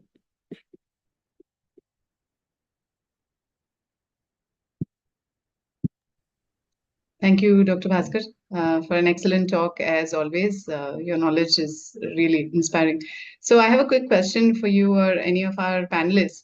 Of course, as you very nicely showed, if we diagnose them as dry eye pre-operatively or post-operatively, we know how to treat. But there are some patients who come and while they're on the steroid or post-operatively, they're fine, but after that come back with this chronic pricking or some sort of irritation which they're not able to describe, but it's very nagging for them, and of course they are very recurrent in the OPD.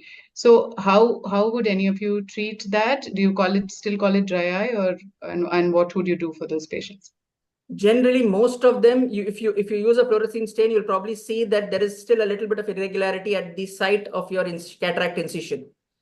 And if suppose it's not a temporal incision, say it's a superotemporal incision or a superior incision, or it's slightly more into the cornea, every time that the lid blinks, because of that mild irregularity, it causes the discomfort. So once you understand what the problem is, you will probably have to wait and just hold their hands till they get comfortable.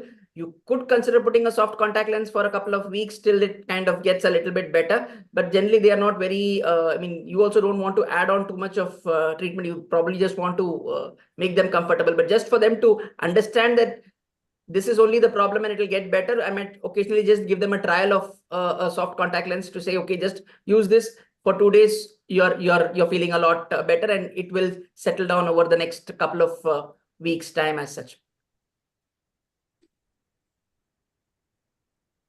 I think we can go to the next. We can go to the next talk, Anu. I would like to invite our next speaker, Dr. Sharon D'Souza, consultant cornea, ocular surface and refractive surgery, Narayan Netralaya, Bangalore. She will be speaking on dry eye post LASIK. Good evening, everyone, and thank you to Dr. Namrata Sharma ma'am and AIOS for this opportunity. So I have a very short, quick talk on post-refractive surgery dry eye. We definitely don't, we're all aware of how prevalent a post-dry eye is in general, and of course, post-refractive surgery. And the reports show that post-refractive surgery dry eye can range as high as 36 to 75%. The good thing is that most of them are in the early months post-refractive surgery and do not continue too long after. But in spite of the treatment post-operatively, some up to 48% can still have some form of dry eye up to 6 months after surgery. Now, of course, it also depends on the kind of refractive surgery that they have undergone, and depending on whether they have LASIK, SMILE, or PRK, it does vary based on that. So about 1/3 of patients who had a normal, no dry eye before surgery did complain after the LASIK that they had some form of dry eye. And this went on till, almost 3 months to 6 months. And 4% of them had severe symptoms for which they were really troubled. Post-SMILE, again, there is some amount of dry eye, but as per reports, it is supposedly lower and it does recover faster than LASIK. Of course, there are varying reports to that as well. And post-PRK, 37% of patients still complain of dry eye symptoms. So let's look into what that can be, because we do know that the dry eye can affect the post-operative, not only the quality of vision, and but also the quality of life. And no matter how good a surgery we have done, it will then, their post-op wow factor is not going to be there. So we want to talk about, just to put this across a case where you've done a refractive surgery and preoperatively everything was normal. But however, they still had persistent symptoms after the surgery with irritation, pain, foreign body sensation, and you do, your dry eye test, and things can be borderline or show some amount of dryness. But, you're always wondering why this happened at all, even though everything was normal beforehand. So what are our risk factors for developing dry eye? Preoperatively, the most common, of course, is some form of pre-existing dry eye. It may be just a borderline dry eye, but it may be there. So it's very important to check it preoperatively itself.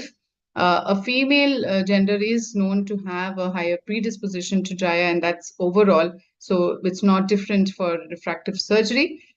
For some reason, Asian races have a higher risk of developing dry eye. And of course, when we are having a higher refractive correction because of the amount of ablation and inflammation, they are known to have a higher risk of developing a dry eye. Intraoperatively, the amount of suction time and the kind of suction that is applied, because it affects the goblet cells on the conjunctiva, the ablation depth, deeper ablation depth will, the amount of nerves affected and the tissue affected changes. Thicker flaps for the similar reason. The flap hinge positioning, nasal versus superior, and we will talk about that. Of course, narrower flap hinge may then cut less flaps, and in surgeries like SMILE, where there is no hinge at all, we may be better off. So what are the possible causes of post-refractive surgery dry eye? As I was saying, a pre-existing any form of dry eye is the biggest risk factor. The next is the corneal denervation, which leads to decreased sensitivity and then some form of dry eye due to that. Now, because there is less sensitivity, we also tend to have a reduced blink rate, and then this leads to some forms of dry eye. There's a change in corneal curvature, and this leads to more tear film instability. And of course, intuitively, we understand that this is more with patients who have a higher refractive correction because of the suction, the teardrops, the eye drops, the amount of light used.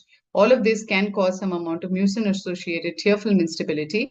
And the last, which is often ignored, is a condition called pain without stain, or a neuropathic cause for dry eye. So an identification of what is the possible cause for the dry eye is very integral. And as with all forms of dry eye, as has been discussed from the first talk, putting the lubricating drops is just like a patchwork unless we understand why it is happening and then customize our treatment accordingly. So we did publish this paper, and Dr. Rishi Swaroop, who is one of our panelists, was also one of our authors, to try and understand what is the best, try to form an algorithm to diagnose and manage this. So as we were talking about the various causes, one of the common ones is the denervation of the cornea. So we understand that we have the subbasal nerve plexus, which enters the limbus from into the cornea, into the central cornea, and both any form of flap creation and the excimer photoablation would result in a temporary partial denervation of the cornea. In SMILE, because there's a very small incision at one place, possibly we would be able to spare some amount of the main nerve plexus. But of course, the lenticule, depending on the depth of the lenticule, we may still damage some amount of nerves. Either way, there's a decrease in the corneal sensitivity, which results in a reduction in the reflex tear secretion. And this is one of the main mechanisms for dry eye post-refractive surgery. The changes to the corneal nerves have been studied, and this is shown in various studies from across the world, where immediately post the refractive surgery, there is a significant reduction in the corneal nerves, which possibly translates to some amount of denervation and less sensitivity. But this does recover over time. So that is very heartening that it does recover over 3 to 6 months. The next cause is the reduced blink rate, as I was saying. Because of the decreased corneal sensitivity, the reflex pathway gets affected, and this results both in the reduced blink rate and also a decrease in the reflex aqueous tear secretions. And therefore, you can have some amount of a mixed kind of dry eye, both an aqueous and evaporative dry eye. The corneal curvature, because it changes the curvature, there can be a lot of tear film instability. There's also a change in the friction between the cornea and the lid, leading to a more unstable kind of dry eye. Pain without stain is something which is much more abstract and difficult to understand. But if you have a patient who you've tested everything for, and everything shows normal, but the patient is highly symptomatic, do suspect that they may have some amount of neuropathic pain, which can happen in chronic conditions and post any surgery of the cornea over time. And their classic feature is a pain without stain. And you can also have microneuromas or increased dendritic cells on the confocal microscopy. Most of these conditions, as we were discussing, if it's not diagnosed preoperatively, can have significant worsening post-operative. So when we are planning for refractive surgery, or a patient has undergone refractive surgery, understand that the damage to the subbasal epithelial nerves, damage to the goblet cells, and alteration in the corneal curvature are the main reasons for the patient to develop dry eye. The damage to the subbasal results in decreased neurotropic factors, which are released by the nerves, and also decreased corneal sensitivity. The damage to the goblet cells due to suction results in an altered expression of mucin. This results in decreased tear secretion, decreased blink rate, increased osmolarity, because we know there is inflammation on the ocular surface, which is known to happen after any procedure, decreased meibomian gland secretions, and increased inflammation. And any form of dry eye can have inflammation underlying it, and we need to treat it. And all of this results in an unstable tear film and decreased tear breakup time. And therefore, we have a sort of a mixed format of dry eye. So there are tests that we use which can be used to evaluate for all of these conditions. For example, if there's decreased tear secretions, it can be evaluated by a dry eye test, and unstable tear film by a dry eye test. But for the other, kind of features to diagnose this dry eye, we will require some amount of advanced diagnostic modalities like the meibography, interferometry, or some, other tests when it's a more advanced kind of dry eye. The AIOS gave a very nice ocular surface disease algorithm. However, some of those things may not be directly relevant to us because many of us don't use osmolarity or the inflammatory markers directly into our OPD. But I think one of the very useful things in their algorithm is the last box, which is the clinical exam LLLP, which is part of our routine evaluation, where we look at the lids, lashes, interpalpebral surface. We lift the lid and examine the superior surface. We're pulling to look for any lid laxity, floppy lids, fornices.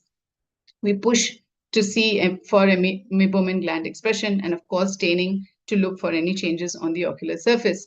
And once we see if there's any ocular surface disease, we rule in or rule it out. Then depending on the severity, you have to decide whether you want to go ahead with the procedure or not. And this is just to summarize what we've been talking about. But basically, it comes back. The treatment doesn't change in any way. But depending on whether you have a mild, moderate, or severe disease, you decide whether you want to go ahead with the procedure or not. Obviously, if it's a severe dry eye disease, you would avoid refractive surgery in any way. And if it's a mild to moderate disease, you would, take a call. The treatment, as I said, does not change in any way. It is part of our routine management, which we've been discussing through all the various talks. The main idea is to identify it early and treat it as best as we can. Thank you very much for a patient listening.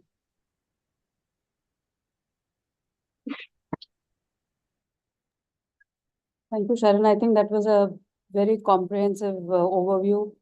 And who else could give it better? You've done PhD on dry eye. So I think many congratulations for that. Great work. And thank you for a great talk, like always. I think we can move to the next talk, Dr. Anu. Okay, ma'am.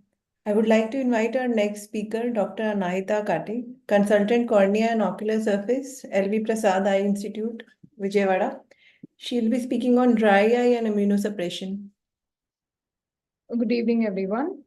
At the outset, I would like to thank AIOC and Dr. Namrata Sharma for providing me the opportunity to present here today.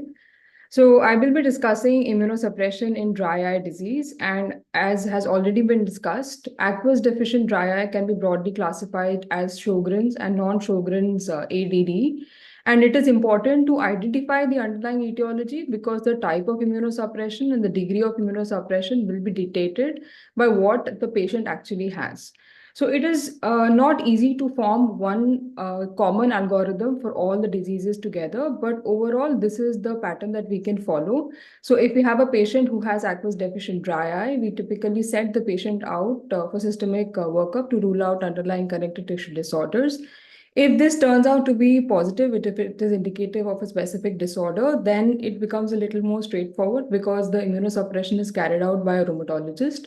However, if it is negative, then depending upon the degree of surface inflammation, we can start the patient on either only topical immunosuppression or topical with systemic. So let us look at each one of these diseases individually, starting out with Sjogren's syndrome. Sjogren's, as we know, it can be primary or secondary based on whether the patient has associated rheumatoid arthritis or SLE. And for topical immunosuppression, the indication is very similar and it is dictated by how much surface inflammation that the patient has. And the medications that we prefer are topical steroids and topical calcineurin inhibitors. And what is different is how the systemic therapy is given. So typically for primary Sjogren's syndrome, it is systemic immunosuppression is not indicated for ocular involvement in isolation, and it is given when the patient has extraglandular involvement, either in the form of arthritis or dermatological manifestation. Whereas in secondary Sjogren's syndrome, if the patient has RA or SLE, the patient is immediately started on systemic immunosuppression. So let us look at these three patients. If we see them clinically, all three cases look very similar. All the cases have Sjogren's syndrome, but one patient received only topical immunosuppression, one patient received systemic, while one patient received a combination. And let us see why. So this is the first patient who presented to us with this surface inflammation, had a very low Schirmer's. And so when systemic investigations were carried out, the patient had Sjogren's. But because the patient did not have extraocular involvement, otherwise systemically he was normal, the patient was only started on oral secretagogues along with topical steroids and cyclosporin. And this is the clinical image 6 months later. We can see the patient has a very stable ocular surface. Now, this is another patient. This is a second case who again had severe dry eyes. And in the right eye, the patient also had a very significant epithelial defect. So again, a systemic panel was carried out and the patient was positive for RA factor. And so the patient was started on HCQ and methotrexate, along with topical lubricants and topical steroids. And this is the picture 3 months later. So in patients who present to us for the first time and they're not already on systemic immunosuppression, we can just wait for the systemic immunosuppression to set in and see its effect on the ocular surface, provided that the dry eye is not very severe. And in these cases, topical immunosuppression can be avoided if the ocular surface inflammation is controlled with the systemic immunomodulatory therapy and if the surface staining is okay. This is the third patient. This is the right eye of the patient. The patient came with the sterile melt. And 6 months down the line, the patient had a healed surface, but you can see there is this persistent inflammation. So again, the patient was subjected to a systemic panel. And this patient also had very high RA factor. And so the patient was started on immunomodulatory therapy, but this patient also required topical cyclosporin in addition to the systemic cyclosporin. And this is the presenting picture again for reference. You can see how much inflammation the patient had. And so a dual therapy was required in this patient. And with this therapy, this is 6 months later, the patient did very well. So this is a case of severe dry eye in a patient with SLE. The patient also had keratinization of the upper tarsal conjunctiva, and both of these resolved when the patient was started on oral methotrexate. So when do we give IV immunosuppression? So let us look at again this patient who had secondary Sjogren's. The patient had rheumatoid arthritis, came with this bilateral severe melt. In the right eye, the patient also had infectious keratitis. The patient was given topical antibiotics, underwent amniotic membrane grafts, and was also given IV methylprednisolone 3 doses, 500 milligram, one dose per day over 3 days. And with that, this is 6 weeks later, the patient had redeveloped a very good stable ocular surface and was continued only on oral immunosuppression. So let me discuss a little bit about T-cell inhibitors because they're the most commonly used topical medication in dry eye disease, and they act by preventing T-cell mediated activation of T-cells themselves. So the available formulations, the most commonly used ones are cyclosporin and tacrolimus. These are the other ones that are available in the market. And if we see the pathogenesis of dry eye, there is ocular stress that occurs because of all the surface desiccation, and that causes release of several cytokine mediators. And all of these ultimately result in T-cell activation, which in turn results in the secretion of several factors such as IL-1, TNF-alpha, MMP9, which results in the signs and symptoms that we see in these patients. So the most commonly used medications target the T-cell activation and reduce the inflammation induced by these lymphocytes. So these are the studies which show the efficacy of cyclosporin in dry eye, and overall there is a good improvement in the dry eye disease parameters. But this is not uniform across all studies because the outcome measures that are used are different, so comparison is not easy. Also, cyclosporin is not very effective in treating dry eye because of surgical procedures, contact lens use. and it fails to completely revert the ocular surface back to its original state. And this is seen in around 50% of the cases who receive topical cyclosporin. So this is a table which shows all the meta-analysis which has been carried out, and the results of this are also very similar. This has been seen in nearly thousands of patients. Overall, there is a very good improvement in the symptoms, but in terms of signs, the improvement in the corneal staining is seen in only 50% of the cases. Additionally, topical cyclosporin can also improve the neurotrophic component. It can increase tear production. There is a good tolerance for continuous use up to 12 months. And there is a persistent decrease that is seen in the ocular staining scores even after discontinuation. And this is specifically seen in patients who have used cyclosporin for at least 1 year. But as we discussed, that the improvement in the staining scores are seen in only 50% of the cases. And this was one such patient who did not do very well with either oral or topical immunosuppression. And this can probably be the time point at which the immunosuppression is instituted and the lacrimal reserve that the patient has. So early on in the disease, if it is instituted, the patient is more likely to do better as compared to later on when the gland has completely fibrosed, and so the tear function will not improve. These cases, as Dr. Bhaskar also alluded to, do very well with punctal cautery. So we can see the results over here with, this is just 3 weeks after punctal cautery, there's a very significant improvement in the surface staining. And these surgical interventions should be considered to augment the ocular surface health. So now moving on to non-Sjogren's dry eyes. In Stevens-Johnson syndrome, primarily we manage with topical therapy. There are a few case reports where they have used systemic therapy, but we must consider coexistent pemphigoid or local causes which are causing persistent surface inflammation before we think of adding systemic therapy to a patient who has SJS. In pemphigoid, the traditional step-ladder approach is used, and systemic immunosuppression is the mainstay of therapy in these patients. Typically, a first-line monotherapy can be considered either with methotrexate, azathioprine, or mycophenolate. And if the disease is very severe, a dual therapy can be given, or biological agents can be considered in these patients. And finally, we have graft versus host disease, where topical therapy is considered if there is significant corneal or conjunctival staining or hyperemia. And similar to primary Sjogren's, here the first-line therapy is lotepred or any other topical steroid along with calcineurin inhibitor, because again, this is a T-cell mediated surface inflammation. So now this was a patient who was referred to us for conjunctivitis and chronic conjunctivitis. And if you see, the patient had very low Schirmer's.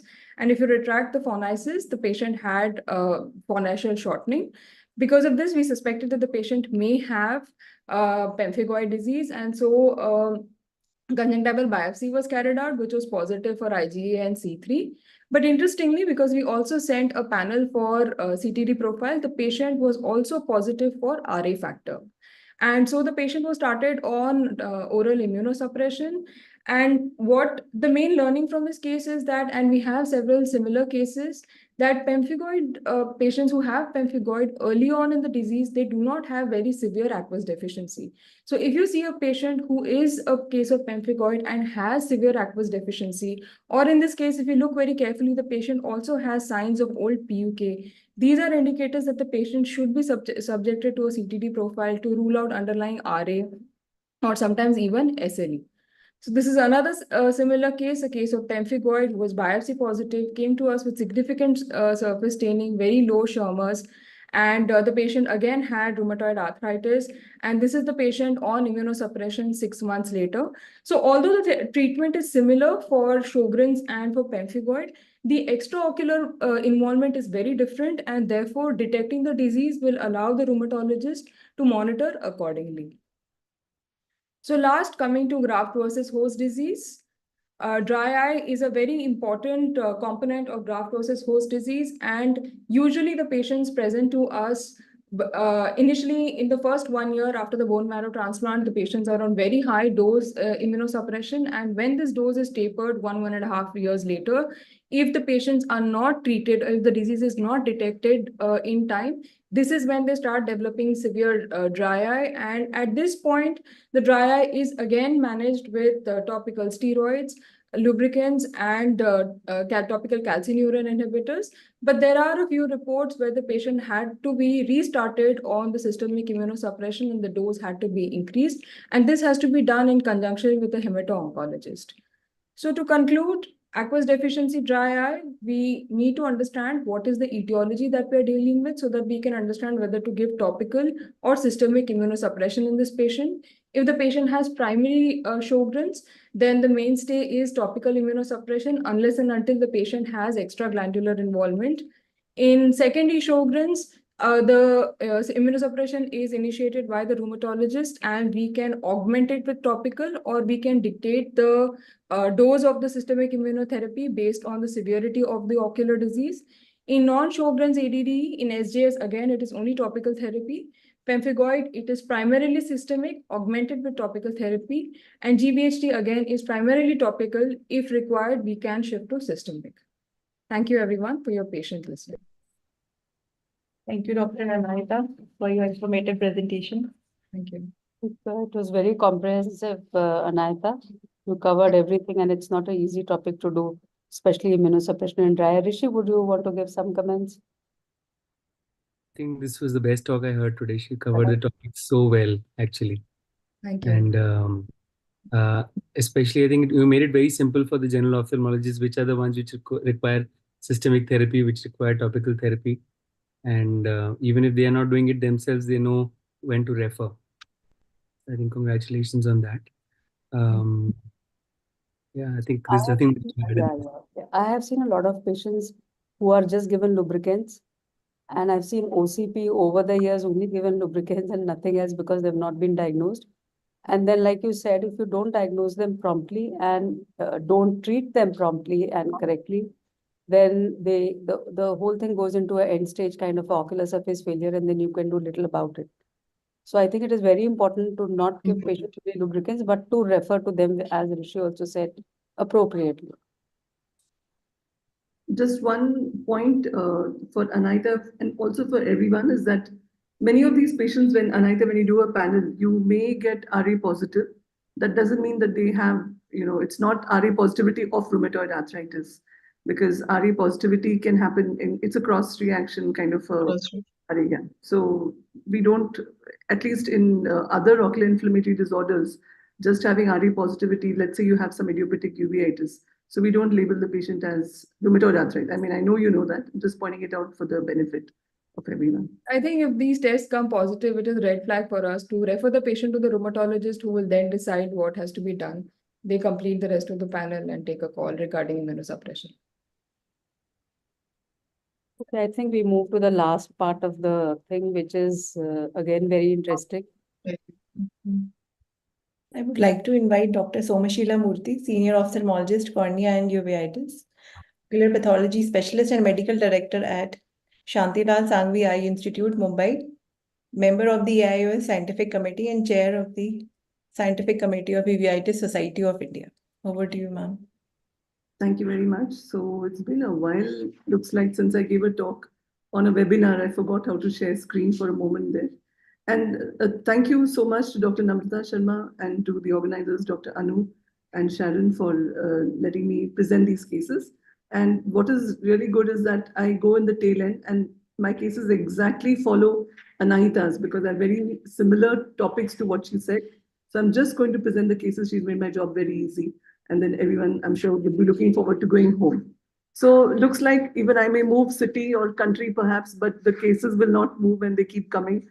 I've seen this very similar cases that I used to see in Hyderabad as well. And I've seen them along with Dr. Prajakta, my colleague, with me.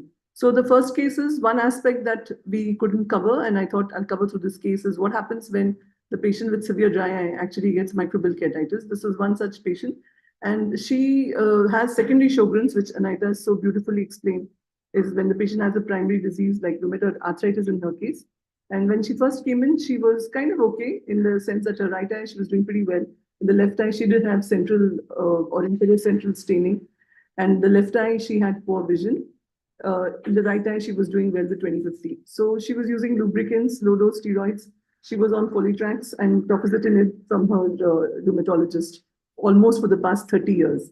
And her history was very eventful. She had some kind of systemic breakdown.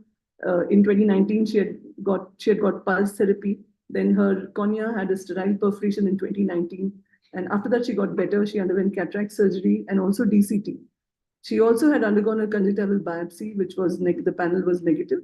And since then, there were at least 3 documented episodes of corneal melting, which somehow recovered. And after that, she stabilized. And when she saw us, she was using scleral lenses, and at least in her right eye, was seeing well enough to manage. But 2 months later, she came back to us. She had symptoms since 3 days only.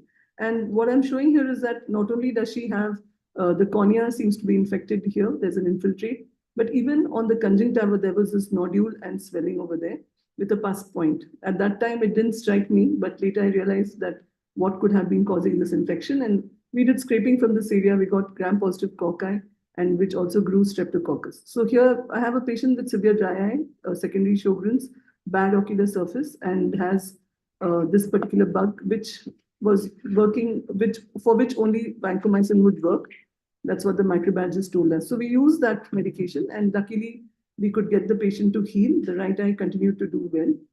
So unfortunately, just the very next month, now the right eye was in trouble. And this was her only good eye, only seeing eye. And she had, it looked like what was a sterile melt, but just starting, edges were showing, we were suspecting infection. So we did scraping and microbiology. Luckily, this was sterile. So just cutting to the chase, here we send a scleral lens for culture, and that grew multiple organisms, which may or may not be the cause of this ulcer. So we discontinued her scleral lens, and we stepped up her systemic immunosuppression because of the sterile nature of this melt. And meanwhile, her left eye just continued to sort of get better very slowly with scarring on the cornea as well as conjunctiva. So this was the report of the scleral lenses. And eventually, after a long battle of several months, we got her to a stable condition. And at that point, we realized that although she had undergone DCT, but this time we thought of syringing her. And when we did syringing, we saw that there was a lot of regurgitation on pressure. So regurgitation on the syringing. So what it means is that just undergoing DCT is not enough. Some of these patients have residual sac infected tissue. So the patient underwent another DCT for both the residual sac for both the eyes, because this was the focus of infection for her. And after that, she stabilized, and we went on to do multi-layered amniotic membrane for the right eye. It actually perforated subsequently, and we went on to do multi-layered amniotic membrane for the right eye. And now she's doing, it's just touch and go. She has one good eye. So she's back to using scleral lens now for that eye this month. So that was the first case, which was the difficulty of having microbial keratitis. And the take-home message from that is, even if a patient has undergone DCT, or even if often we feel that because the puncta are blocked, so we don't have to worry about the sac. But if there's an infected sac, it still needs to be excised. Coming to my second case, this gentleman, 59-year-old, and he said that his right eye was always like this. So he had dermalized ocular surface since some conjunctivitis episode in childhood. They had attempted ptosis surgery for the right eye, but that didn't work. And when he came to us, he had almost like a CPEO or a very severe aponeurotic ptosis. And the left eye, he had both superficial punctate keratitis, and his DATs, we couldn't do anyway, but he did have severe ocular surface disease. As you can see that he had a lot of staining on the left side, and also he had a lot of concretions. So we didn't know exactly what was the etiology in this particular case. There wasn't any obvious conjunctival scarring or furniture foreshortening that we could consider diagnosis with OCP. And we did investigation panel, of which just talking to you about the prominent tests, that both RA-CRP were negative. Antibody in the A&E profile. And later when we investigated, when we looked at this, it is apparently associated with certain immune-mediated disorders, one of which could also be ocular inflammation. So we have categorized him as having a sort of an A&E positivity and extended A&E profile, showing this particular molecule being positive for this patient. Subsequently, we did punctal cautery, and he was always on lubricants and topical steroids. And we then worked up and started the patient on immunosuppressants. And he's doing extremely well now after we have started immunosuppressants for this patient. So this was one case, exactly as Anita said, based on both the ocular and systemic component and also the stake. So how high, what are the stakes that we're looking at? Here's a one-eyed patient. So even that would be one more reason for me to start using systemic immunosuppressants much earlier on. I think this is my last case, a case of SJS, and the patient also has seropositivity.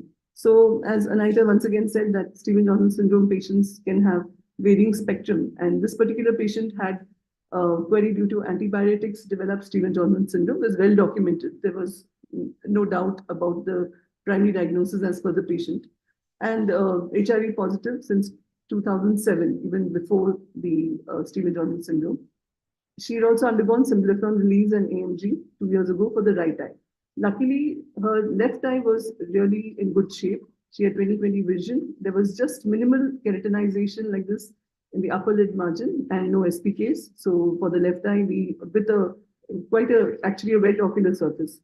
So we prefer to observe. In the right eye, you can see that she had these trichiatic eyelashes, and these we are holding the lid up. So, but in the normal position, it was rubbing against the cornea, causing this central defect. So all that we did was just help the epithelial defect heal, and also did electrolysis. We placed a BCL for a short while. So we stabilized her right eye so that it's like a reserve eye. It's SJS, so we are not proceeding at this point to doing anything further. And she's managing well with her left eye. So we are observing this patient, and she's on regular follow-up. So this is, since she's seen us, this is 6 months later after the punctal quality. It's still holding good. So exactly as Bhaskar and all the speakers here have highlighted, that that's one almost sort of a magical solution that we can do for many of our patients if the puncta are still open. So that's all I have for my presentation. And I acknowledge once again Dr. Prajakta, who helped me put up these cases and co-managed with me. Thank you for this chance once again. Thank you. I think, Somshila, those were again very difficult set of cases, but managed really well. And they are best referred rather than trying to do it yourself. So, any final comments from the panelists? I have a question for Dr. Somshila. In the last case, I thought the lower lid showed some margin keratinization in the bad eye. So would that have benefited from a mucous membrane graft? Yeah, we could do the mucous membrane graft, but then I meant the right eye, not the left eye. Correct. I know. We just held on doing nothing much for the right eye. So in fact, it was not really, a patient was fine with whatever we do, but we just held on doing anything for the right eye. Because that epithelium in the right eye looked more like thickened epithelium, not exactly like a conjunctivalized epithelium. And sometimes if you improve the kind of environment, it kind of becomes quite normal, is what I feel. Yeah, I think I completely agree with you. If I remember, I guess you've seen the last picture very well. Yes. And yeah, that's a really good point, and maybe we'll consider it when she follows me. Yeah. The patient is happy, so we've just left her at that. Paras, any comments from your side? No, in fact, the whole topic was covered comprehensively so very well, starting from basics to what to do, what not to do, and sharing all the difficult cases and role of immunosuppression. So I guess it is very well covered for the day. Sharon, I think we can thank everyone. I had one, may I speak? I had a comment for Dr. Sharon's question. Ma'am had asked that whether prophylactic lubricants should be used with anti-glaucoma medications. So for that part, ma'am, I would like to answer that prophylactically, we never prescribe lubricants, because again, lubricants will have preservatives, and that also will lead to all these problems. And the second part of the question was like whether this will affect with the anti-glaucoma medication. So in the very early stages when on these medications were made and lubricants were being prescribed. Actually, the BAK is the one which actually disrupts the tear film, and it allows the penetration of the drug. So the drug company people, or maybe the ophthalmologists, were very happy in the beginning, but if you look in the long run, it is not a good thing. And with the upcoming medications like nanotechnology and all these medications, we don't need BAK anymore for absorption. Thank you, ma'am. Thank you. I think Great, that is useful and insightful for all of us as cornea surgeons, because that is what we would tend to think, that with anti-glaucoma, you prescribe a lubricant also. So thank you, everyone. I think we've had a great webinar. I would particularly like to thank Dr. Sharon and Dr. Anu Malik for coordinating it, all the speakers, panelists who sat through it. And I think, like Rishi said, it started from basic, but the final blow was very advanced. So it covered from basic till advanced with all the case presentations. Thank you. I would like to thank CIPLA for sponsoring this webinar, and I would like to thank our audiovisual team, particularly Mr. Sunil, who week after week and for years together has now been doing webinars for All India Ophthalmological Society, which are absolutely flawless. So thank you, everyone, and hope to see you again in some other platform, on some other webinar or physical meeting. Thank you so much. Thank you, Rishi. Thank you, Dr. Namrata. Thank you, everyone, and thank you, Namrata ma'am.